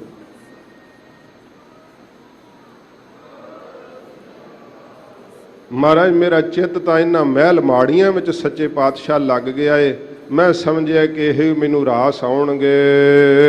ਹਉ ਇੰਨੇ ਟੋਲੀ ਭੁੱਲੀਅਸ। ਮਹਾਰਾਜ ਮੈਂ ਇਹਨਾਂ ਟੋਲੀ ਜਿਹੜੇ ਪਦਾਰਥ ਹਨ ਨਾ, ਇਹਨਾਂ ਪਦਾਰਥਾਂ ਵਿੱਚ ਹੀ ਮਹਾਰਾਜ ਮੇਰੀ ਚਿੱਤ ਦੀ ਬਿਰਤੀ ਭੁੱਲ ਗਈ ਆ। ਜਿਸ ਕੰਤ ਨਾ ਬੈਠੇ ਪਾਸ ਜੀਓ, ਤਿਸ ਕੰਤ ਪਤੀ ਪਰਮੇਸ਼ਰ ਦੇ ਨਾਲ ਮੇਰੇ ਚਿੱਤ ਦੀ ਬਿਰਤੀ ਕਦੇ ਬੈਠੀ ਨਹੀਂ, ਮੇਰਾ ਕਦੇ ਮਨ ਜੁੜਿਆ ਹੀ ਨਹੀਂ। ਪਖੰਡਾਂ ਵਿੱਚ ਹੀ, ਦਿਖਾਵੇ ਵਿੱਚ ਹੀ ਮੇਰੀ ਉਮਰ ਲੰਘ ਗਈ ਆ। ਅੰਬਰ ਕੂੰਜਾ ਕੁਰਲੀਆ। ਸੱਚੇ ਪਾਤਸ਼ਾਹ ਜੀ ਕਹਿੰਦੇ ਨੇ, ਜਦੋਂ ਸਾਧ ਸੰਗਤ ਜੀ ਦਿਨ ਦਾ ਚੜ੍ਹਾਅ ਹੁੰਦਾ ਨਾ ਅੰਮ੍ਰਿਤ ਵੇਲੇ, ਜਿਹੜੀਆਂ ਕੂੰਜਾਂ ਨਾ ਉੱਤੇ ਫਿਰ ਇਹ ਆਵਾਜ਼ ਕਰਦੀਆਂ, ਕੁਰਲ ਕੁਰਲ ਦੀ ਆਵਾਜ਼ ਆਉਂਦੀ ਹੈ। ਤੇ ਜਦੋਂ ਇਹ ਕੂੰਜਾਂ ਬੋਲਦੀਆਂ ਹਨ, ਬਗ ਬਹਿਠੇ ਆਏ ਜੀਓ, ਫਿਰ ਸਾਧ ਸੰਗਤ ਜੀ ਜਿਹੜੇ ਬਗਲੇ ਆ ਨਾ, ਉਹ ਆ ਕੇ ਬਹਿ ਜਾਂਦੇ। ਭਾਵ ਦਿਨ ਚੜ੍ਹਦਾ ਤੇ ਬਗਲੇ ਉਡਾਰਾਂ ਭੜਦੇ ਆ। ਇਹ ਮਹਾਰਾਜ ਜੀ ਅੰਤਰੀਵ ਸਤਿਗੁਰੂ ਜੀ ਇਹਦੇ ਸਿੱਖਿਆ ਦਿੰਦੇ ਆ। ਦਾ ਦ੍ਰਿਸ਼ਟਾਂਤ ਕੀ ਹੈ? ਅੰਬਰ ਕੂੰਜਾਂ ਕੁਰਲੀਆਂ। ਅੰਬਰ ਕੀ ਹੈ? ਸਾਡਾ ਸਿਰ, ਆਕਾਸ਼। ਅੰਬਰ ਆਕਾਸ਼ ਨੂੰ ਕਹਿੰਦੇ ਹਨ। ਇਹ ਸਾਡਾ ਸੀਸ ਆਕਾਸ਼ ਹੈ ਤੇ ਕੂੰਜਾਂ ਹੁੰਦੀਆਂ ਕਾਲੀਆਂ। ਮਹਾਰਾਜ ਸੱਚੇ ਪਾਤਸ਼ਾਹ ਜੀ ਕਹਿੰਦੇ, ਜਿਹੜੇ ਕੂੰਜਾਂ ਦੀ ਨਿਆਈ ਤੇਰੇ ਕਾਲੇ ਕੇਸ ਹੈ ਨਾ, ਇਹ ਤਾਂ ਕੁਰਲ ਕੁਰਲ ਕਰਕੇ, ਭਾਵ ਕੁਰਲਾ ਕੁਰਲਾ ਕੇ ਜਵਾਨੀ ਚਲੀ ਗਈ। ਉਹ ਨਾਮ ਜਪ ਲੈ, ਭਜਨ ਕਰ ਲੈ, ਮਨ ਵਿਸ਼ਿਆਂ ਵਿੱਚ ਹੀ ਡੁੱਲਿਆ ਰਿਹਾ। ਮਹਾਰਾਜ ਸੱਚੇ ਪਾਤਸ਼ਾਹ ਦੇ ਅੱਗੇ ਸੱਚੇ ਦਿਲ ਤੋਂ ਜੇ ਬੇਨਤੀ ਕਰੀਏ, ਮਹਾਰਾਜ ਮੇਰੀ ਜਵਾਨੀ ਵਿਸ਼ਿਆਂ ਵਿੱਚ ਡੁੱਲ ਗਈ। ਹੇ ਸੱਚੇ ਪਾਤਸ਼ਾਹ, ਹੁਣ ਤਾਂ ਗੋਡੇ ਵੀ ਮੇਰੇ ਜਵਾਬ ਦੇ ਗਏ ਤੇ ਬੱਗ ਬਹਿਠੇ ਆਏ। ਬਗਲਿਆਂ ਦੀ ਨਿਆਈ, ਚਿੱਟੇ ਕੇਸ ਮੇਰੇ ਸਿਰ ਤੇ ਆ ਗਏ, ਚਿੱਟੀ ਦਾੜੀ ਹੋ ਗਈ। ਸੱਚੇ ਪਾਤਸ਼ਾਹ ਜਵਾਨੀ ਚਲੀ ਗਈ, ਆਪ ਦੇ ਮਿਲਣ ਦਾ ਸ਼ੌਂਕ ਨਹੀਂ ਜਾਗਿਆ। ਮਹਾਰਾਜ ਚਿੱਤ ਦੀ ਬਿਰਤੀ ਨਾਮ ਵਿੱਚ ਨਹੀਂ ਜੁੜੀ ਤੇ ਬਿਰਧ ਅਵਸਥਾ ਤੋਂ ਬਾਅਦ ਫਿਰ ਜਵਾਨੀ ਤਾਂ ਨਹੀਂ ਨਾ ਆਉਣੀ, ਫਿਰ ਬਚਪਨ ਤਾਂ ਨਹੀਂ ਨਾ ਆਉਣਾ, ਫਿਰ ਤਾਂ ਬਨੇਰਾ ਆ ਹੀ ਜਾਣਾ ਨਾ, ਤੇ ਫਿਰ ਤਾਂ ਮੌਤ ਆ ਹੀ ਜਾਣੀ ਹੈ ਨਾ। ਮਹਾਰਾਜ ਇਹ ਮੇਰੇ ਸਿਰ ਦੇ ਉੱਤੋਂ ਕਾਲੇ ਕੇਸ ਜਿਹੜੇ ਆ, ਉਹ ਕੁਰਲਾ ਕੁਰਲਾ ਕੇ ਜਵਾਨੀ ਜਿਹੜੀ ਉਹ ਚਲੀ ਗਈ ਹੈ। ਵਿਸ਼ਿਆਂ ਦੇ ਭੋਗਣ ਨੂੰ ਹੀ ਮਨ ਕਰਲਾਉਂਦਾ ਰਿਹਾ ਤੇ ਹੁਣ ਬਿਰਧ ਅਵਸਥਾ ਰੂਪੀ ਬਗਲੇ ਆ ਕੇ ਬਹਿ ਗਏ, ਕੇਸ ਚਿੱਟੇ ਹੋ ਗਏ ਸਾਰੇ।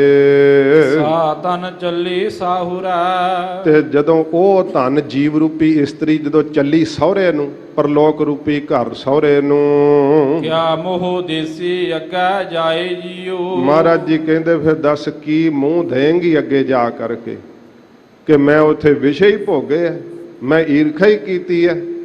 ਉਹ ਜੀਵ ਰੂਪੀ ਇਸਤਰੀ ਫਿਰ ਅੱਗੇ ਮੂੰਹ ਨਹੀਂ ਦੇ ਸਕਦੀ ਹੈ, ਕਿਉਂਕਿ ਪਰਲੋਕ ਵਿੱਚ ਪੁੱਛਿਆ ਜਾਵੇਗਾ।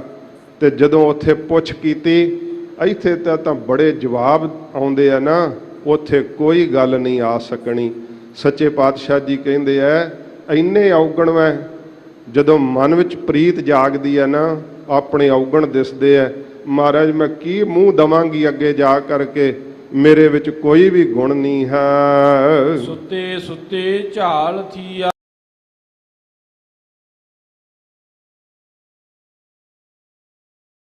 ਨੀਂਦ ਵਿੱਚ ਸੁੱਤਿਆਂ ਹੀ ਜਿਹੜੀ ਉਹ ਬਤੀਤ ਹੋ ਗਈ ਆ, ਲੇਵਾ ਢੜਿਆਸ ਜੀਓ। ਤੇ ਭੁੱਲ ਗਈ ਆ ਮੈਂ ਰਸਤੇ ਤੋਂ, ਵਾਟੜੀ ਰਾਹ ਨੂੰ ਕਹਿੰਦੇ ਐ।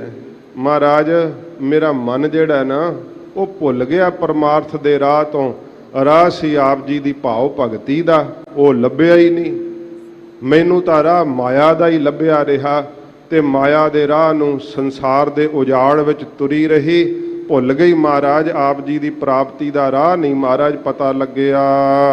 ਤੈ ਸਹਿ ਨਾਲੋਂ ਮੁਤੀਅਸ, ਹੇ ਪਤੀ ਪਰਮੇਸ਼ਰ ਤੇਰੇ ਨਾਲੋਂ ਮੇਰੇ ਚਿੱਤ ਦੀ ਬਿਰਤੀ ਜਿਹੜੀ ਆ ਨਾ ਉਹ ਛੁੱਟ ਗਈ ਹੈ।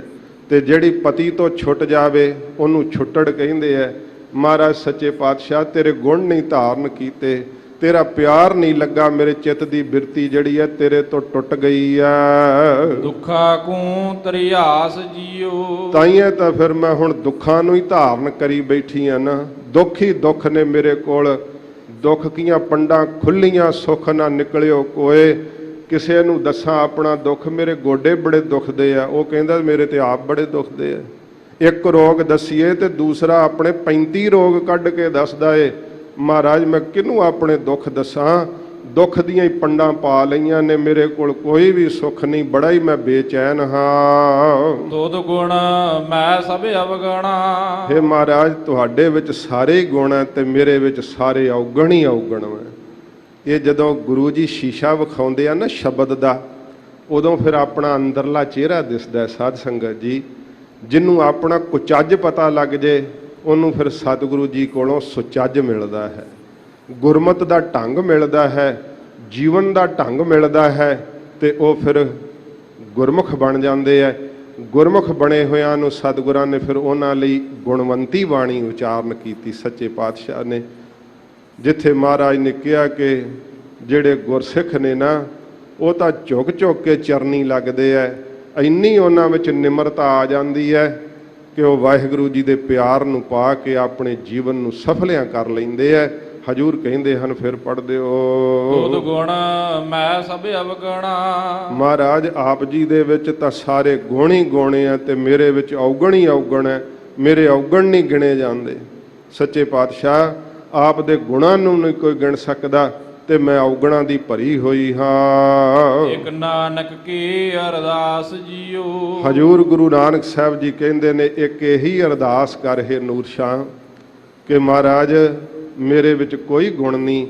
ਜਦੋਂ ਮਹਾਰਾਜ ਦੇ ਅੱਗੇ ਆਪਾਂ ਇਹ ਅਰਦਾਸ ਕਰਦੇ ਆ ਨਾ ਸੱਚੇ ਦਿਲੋਂ ਨਿਰਛਲ ਸੁਭਾਅ ਲੈ ਕੇ ਸਤਿਗੁਰੂ ਜੀ ਦੇ ਕੋਲੋਂ ਸਾਧ ਸੰਗਤ ਜੀ, ਫਿਰ ਸਾਨੂੰ ਗੁਣਾਂ ਦੀ ਦਾਤ ਪ੍ਰਾਪਤ ਹੁੰਦੀ। ਮਹਾਰਾਜ ਸਾਰੇ ਹੀ ਔਗਣ ਸਿੱਖ ਦੇ ਅੰਦਰੋਂ ਕੱਢ ਦਿੰਦੇ ਆ। ਜਿਵੇਂ ਜਿਵੇਂ ਸਿੱਖ ਸੰਗਤ ਕਰਦਾ, ਸ਼ਬਦ ਨਾਲ ਪ੍ਰੀਤ ਪਾਉਂਦਾ, ਜਿਵੇਂ ਜਿਵੇਂ ਉਹਦੀ ਸੁਰਤ ਸ਼ਬਦ ਨਾਲ ਜੁੜਦੀ ਹੈ, ਸ਼ਬਦ ਅੰਦਰੋਂ ਔਗਣ ਮਾਰ ਮਾਰ ਕੇ ਬਾਹਰ ਕੱਢ ਦਿੰਦਾ ਤੇ ਗੁਣਾਂ ਨੂੰ ਅੰਦਰ ਸ਼ਬਦ ਮਹਾਰਾਜ ਜੀ ਦਾ ਵਸਾ ਦਿੰਦਾ। ਸਤਿਗੁਰੂ ਕਹਿੰਦੇ ਨੂਰ ਸ਼ਾਹ ਇਉਂ ਵਾਹਿਗੁਰੂ ਜੀ ਦੇ ਅੱਗੇ ਅਰਦਾਸ ਕਰ, ਮਹਾਰਾਜ ਮੈਂ ਔਗਣਾਂ ਦੀ ਭਰੀ ਹੋਈ ਹਾਂ, ਵਾਹਿਗੁਰੂ ਮੈਨੂੰ ਕਿਰਪਾ ਕਰਕੇ ਆਪਣੀ ਭਾਵ ਭਗਤੀ ਦਾ, ਆਪਣੀ ਪ੍ਰੀਤ ਦਾ ਗੁਣ ਦੇ ਦਿਓ। ਸਭ ਰਾਤੀ ਸੁਹਾਗਣੀ। ਇਹ ਮਹਾਰਾਜ ਸਾਰੀਆਂ ਸੁਹਾਗਣੀਆਂ ਕੌਣ ਨੇ? ਜਿਸ ਇਸਤਰੀ ਦਾ ਪਤੀ ਸਲਾਮਤ ਹੁੰਦਾ ਹੈ ਤੇ ਉਹਨੂੰ ਸੁਹਾਗਣੀ ਕਹਿੰਦੇ ਆ। ਇੱਧਰ ਗੁਰਮਤਿ ਵਿੱਚ ਸੁਹਾਗਣੀ ਕਿਹਨੂੰ ਕਹਿੰਦੇ ਆ? ਜਿਹਦੀ ਬਿਰਤੀ ਸ਼ਬਦ ਨਾਲ ਜੁੜ ਗਈ ਹੈ, ਜਿਹਨੂੰ ਪਿਆਰ ਦਾ ਰਸ ਆਉਂਦਾ ਹੈ, ਜਿਨ੍ਹਾਂ ਦਾ ਸਾਧ ਸੰਗਤ ਜੀ ਮਨ ਮਸਤੀ ਵਿੱਚ ਰਹਿੰਦਾ ਹੈ, ਉਹਨਾਂ ਨੂੰ ਸੁਹਾਗਣੀ ਕਹਿੰਦੇ ਆ। ਉਹਨਾਂ ਨੂੰ ਮਹਾਰਾਜ ਜੀ ਨੇ ਬ੍ਰਹਮ ਗਿਆਨੀ ਕਿਹਾ ਹੈ, ਉਹਨਾਂ ਨੂੰ ਸਤਿਗੁਰਾਂ ਸੰਤ ਕਿਹਾ ਹੈ। ਸੱਚੇ ਪਾਤਸ਼ਾਹ ਜੀ ਮਹਾਰਾਜ ਜਿਵੇਂ ਆਪ ਜੀ ਦੇ ਪਿਆਰੇ ਆਪ ਜੀ ਦੇ ਆਨੰਦ ਨੂੰ ਮਾਣਦੇ ਹੈ, ਸੁਹਾਗਵੰਤੀ ਇਸਤਰੀ ਨੂੰ ਜਿਵੇਂ ਪਤੀ ਦਾ ਸੁੱਖ ਹੁੰਦਾ ਹੈ, ਪਤੀ ਸਿਰ ਤੇ ਹੋਵੇ ਤੇ ਸੰਸਾਰ ਉਹਨੂੰ ਝੁਕਦਾ ਏ, ਤੇ ਜਿਹਦਾ ਪਤੀ ਸਿਰ ਤੇ ਨਹੀਂ ਹੁੰਦਾ, ਨਾ ਸਹੁਰੇ ਘਰ ਸਤਿਕਾਰ ਹੁੰਦਾ, ਨਾ ਸਾਧ ਸੰਗਤ ਜੀ ਉਹਦਾ ਪੇਕੇ ਘਰ ਵਿੱਚ ਸਤਿਕਾਰ ਹੁੰਦਾ। ਜਿਹਦਾ ਸਿਰ ਦੇ ਉੱਤੇ ਸਿਰ ਉੱਪਰ ਠਾਢਾ ਗੁਰਸੂਰਾ, ਜਿਹਦੇ ਸਿਰ ਦੇ ਉੱਤੇ ਗੁਰੂ ਨਾਨਕ ਸਾਹਿਬ ਜੀ ਖੜੇ ਨੇ, ਸਾਧ ਸੰਗਤ ਜੀ, ਉਹਨਾਂ ਗੁਰਸਿੱਖਾਂ ਦਾ ਇਸ ਲੋਕ ਵਿੱਚ ਵੀ ਸਤਿਕਾਰ ਹੈ ਤੇ ਜਦੋਂ ਸਰੀਰ ਛੱਡ ਕੇ ਪਰਲੋਕ ਨੂੰ ਜਾਂਦੇ ਆ ਤੇ ਉਹਨਾਂ ਦੇ ਨਾਮ ਦੇ ਜੈ ਜੈਕਾਰ ਦੇ ਡੰਕੇ ਵੱਜਦੇ ਆ। ਇਹ ਸੱਚੇ ਪਾਤਸ਼ਾਹ ਜੀ ਮਹਾਰਾਜ ਦੇ ਜਿਨ੍ਹਾਂ ਨੇ ਪਿਆਰ ਨੂੰ ਪ੍ਰਾਪਤ ਕੀਤਾ ਹੈ। ਮਹਾਰਾਜ ਜਿਵੇਂ ਸੁਹਾਗਣੀਆਂ ਬ੍ਰਹਮ ਗਿਆਨੀ ਗੁਰਸਿੱਖ ਆਪ ਜੀ ਦੇ ਪਿਆਰ ਵਿੱਚ ਰੱਤੇ ਹੋਏ ਆ, ਰੰਗੇ ਹੋਏ ਆ। ਮੈਂ ਦੁਹਾਗਣ ਕਾਈ ਰਾਤ ਜੀਓ। ਮਹਾਰਾਜ ਮੈਨੂੰ ਵੀ ਕੋਈ ਪ੍ਰੀਤ ਦੀ ਰੰਗਣ ਬਖਸ਼ੋ। ਮੈਨੂੰ ਦੁਹਾਗਣ ਨੂੰ, ਜਿਹਨੂੰ ਪਤੀ ਨੇ ਔਗਣਾ ਵਾਲੀ ਜਾਣ ਕੇ ਛੱਡ ਦਿੱਤਾ ਹੋਵੇ, ਉਹਨੂੰ ਦੁਹਾਗਣ ਕਹਿੰਦੇ ਆ। ਤੇ ਔਗਣਾ ਕਰਕੇ ਸਾਡੀ ਚਿੱਤ ਦੀ ਬਿਰਤੀ ਜਦੋਂ ਵਾਹਿਗੁਰੂ ਨਾਲ ਨਹੀਂ ਜੁੜਦੀ, ਔਗਣਾ ਕਰਕੇ ਸਾਡੀ ਚਿੱਤ ਦੀ ਬਿਰਤੀ ਛੁੱਟੜ ਹੋ ਗਈ ਹੈ। ਸਾਧ ਸੰਗਤ ਜੀ, ਦੁਹਾਗਣ ਹੋ ਗਈ ਹੈ। ਤੇ ਮਹਾਰਾਜ ਦੇ ਅੱਗੇ ਬੇਨਤੀ, ਮਹਾਰਾਜ ਹੈ ਤਾਂ ਔਗਣੀਆਂ, ਪਰ ਸੱਚੇ ਪਾਤਸ਼ਾਹ ਕੋਈ ਉਮਰਾਂ ਰੂਪੀ ਰਾਤ ਵਿੱਚ ਮੈਨੂੰ ਵੀ ਪਿਆਰ ਦੀ ਰੰਗਣ ਬਖਸ਼ ਦਿਓ। ਮੇਰੀ ਵੀ ਮਹਾਰਾਜ ਇਹ ਜ਼ਿੰਦਗੀ ਸਫਲ ਹੋ ਜਾਵੇ। ਇਹ ਪੰਕਤੀ ਅਖੀਰਲੀ ਇਸੇ ਪ੍ਰਕਾਰ। ਸਭ ਰਾਤੀ ਸੁਹਾਗਣੀ। ਸਾਰੀਆਂ ਸੁਹਾਗਣ ਬ੍ਰਹਮ ਗਿਆਨੀ ਮਹਾਂਪੁਰਖਾਂ ਨੂੰ ਤਾਂ ਅਵਸਥਾ ਰੂਪੀ ਰਾਤ ਜਿਹੜੀ ਹੈ, ਉਹ ਮਹਾਰਾਜ ਆਪ ਜੀ ਦੀ ਅਭੇਦਤਾ ਦਾ ਆਨੰਦ ਪ੍ਰਾਪਤ ਹੈ। ਮੈਂ ਦੁਹਾਗਣ ਕਾਈ ਰਾਤ ਜੀਓ। ਮੈਨੂੰ ਛੁੱਟਣ ਨੂੰ ਵੀ ਮਹਾਰਾਜ ਸੱਚੇ ਪਾਤਸ਼ਾਹ ਕੋਈ ਸ਼ੌਂਕ ਅਵਸਥਾ ਰੂਪੀ ਰਾਤ ਦੇ ਦਿਓ। ਮਹਾਰਾਜ ਮੇਰੀ ਵੀ ਜ਼ਿੰਦਗੀ ਰੂਪੀ ਰਾਤ ਵਿੱਚ ਆਪ ਜੀ ਦੀ ਪ੍ਰੀਤ ਦੀ ਸੱਚੇ ਪਾਤਸ਼ਾਹ ਲਗਨ ਲੱਗ ਜਾਵੇ। ਮਹਾਰਾਜ ਸਾਡੇ ਤੇ ਇਹ ਬਖਸ਼ਿਸ਼ ਕਰ ਦਿਓ। ਮਨੁੱਖਾ ਜਨਮ ਮਿਲਿਆ ਅਜਾਈ ਨਾ ਚਲਿਆ ਜਾਵੇ। ਇਹ ਸਤਿਗੁਰਾਂ ਜੀ ਦੇ ਚਰਨਾਂ ਵਿੱਚ ਬੇਨਤੀ ਕਰਨੀ। ਇਸ ਬੇਨਤੀ ਨੂੰ ਸਾਧ ਸੰਗਤ ਜੀ ਕਰਕੇ ਨੂਰ ਸ਼ਾਹ ਨੂੰ ਸ਼ਬਦ ਦੀ ਪ੍ਰੀਤ ਹਜੂਰ ਨੇ ਬਖਸ਼ਿਸ਼ ਕੀਤੀ ਸੀ। ਗਰੀਬ ਨਵਾਜ ਨੇ ਸੋਝੀ ਬਖਸ਼ਿਸ਼ ਕੀਤੀ। ਗੁਰਮਤ ਦਾ ਪ੍ਰਸਾਦ ਦਿੱਤਾ ਸੱਚੇ ਪਾਤਸ਼ਾਹ ਜੀ ਨੇ। ਆਪ ਜੀ ਨੇ ਪਿਆਰ ਨਾਲ ਸ਼ਬਦ ਦੀ ਕਥਾ ਸਰਵਣ ਕੀਤੀ ਹੈ। ਗਰੀਬ ਨਵਾਜ ਸੱਚੇ ਪਾਤਸ਼ਾਹ ਜੀ ਨੇ ਤਰਸ ਕੀਤਾ ਹੈ। ਮਹਾਰਾਜ ਜੀ ਦੇ ਇਸ ਪਾਵਨ ਅਸਥਾਨ ਤੇ 2 ਦਿਨ ਦੀ ਹਾਜ਼ਰੀ ਸੀਗੀ। ਅੱਜ ਦੂਸਰੇ ਦਿਨ ਦੀ ਹਾਜ਼ਰੀ ਵਿੱਚ ਆਪ ਸੰਗਤਾਂ ਦੇ ਦਰਸ਼ਨ ਦੀਦਾਰ ਮਹਾਰਾਜ ਜੀ ਨੇ ਬਖਸ਼ਿਸ਼ ਕੀਤੇ। ਧੰਨ ਗੁਰੂ ਰਾਮਦਾਸ ਸੱਚੇ ਪਾਤਸ਼ਾਹ ਗਰੀਬ ਨਵਾਜ ਤਰਸ ਕਰਨ। ਹਜੂਰ ਦੀ ਸਾਰੀ ਜ਼ਿੰਦਗੀ ਪ੍ਰੀਤ ਨਾਲ ਭਰੀ ਹੋਈ। ਜਿਨ੍ਹਾਂ ਸਤਿਗੁਰਾਂ ਦੇ ਦਰਬਾਰ ਵਿੱਚ ਆਪ ਜੀ ਆਏ ਹੋ, ਸੱਚੇ ਪਾਤਸ਼ਾਹ ਤੋਂ ਆਪਾਂ ਪਿਆਰ ਦਾ ਪ੍ਰਸਾਦ ਮੰਗੀਏ। ਮਹਾਰਾਜ ਸਾਨੂੰ ਆਪਣੇ ਚਰਨਾਂ ਦਾ ਪਿਆਰ ਲਾ ਦਿਓ। ਗਰੀਬ ਨਵਾਜ ਸੱਚੇ ਪਾਤਸ਼ਾਹ ਜੀ ਦੇ ਦਰੋਂ ਘਰੋਂ ਅਸੀਸ ਦੇਣੀ ਸਿੱਖੀ ਸਿਦਕ ਕੇਸਾਂ ਸਵਾਸਾਂ ਦੇ ਨਾਲ ਨਿਭ ਜਾਵੇ। ਮਹਾਰਾਜ ਦੇ ਚਰਨਾਂ ਦੀ ਪ੍ਰੀਤ ਪ੍ਰਾਪਤ ਹੋਵੇ। ਬੇਅੰਤ ਭੁੱਲਾਂ ਦੀ ਮਾਫੀ ਬਖਸ਼ਣੀ ਜੀ। ਤੁਧ ਗੁਣ ਮੈਂ ਸਭ ਅਵਗਣਾ, ਇਕ ਨਾਨਕ ਕੀ ਅਰਦਾਸ ਜੀਓ। ਸਭ ਰਾਤੀ ਸੁਹਾਗਣੀ, ਮੈਂ ਦੁਹਾਗਣ ਕਾਈ ਰਾਤ ਜੀਓ। ਵਾਹਿਗੁਰੂ ਜੀ ਕਾ ਖਾਲਸਾ, ਵਾਹਿਗੁਰੂ ਜੀ ਕੀ ਫਤਿਹ।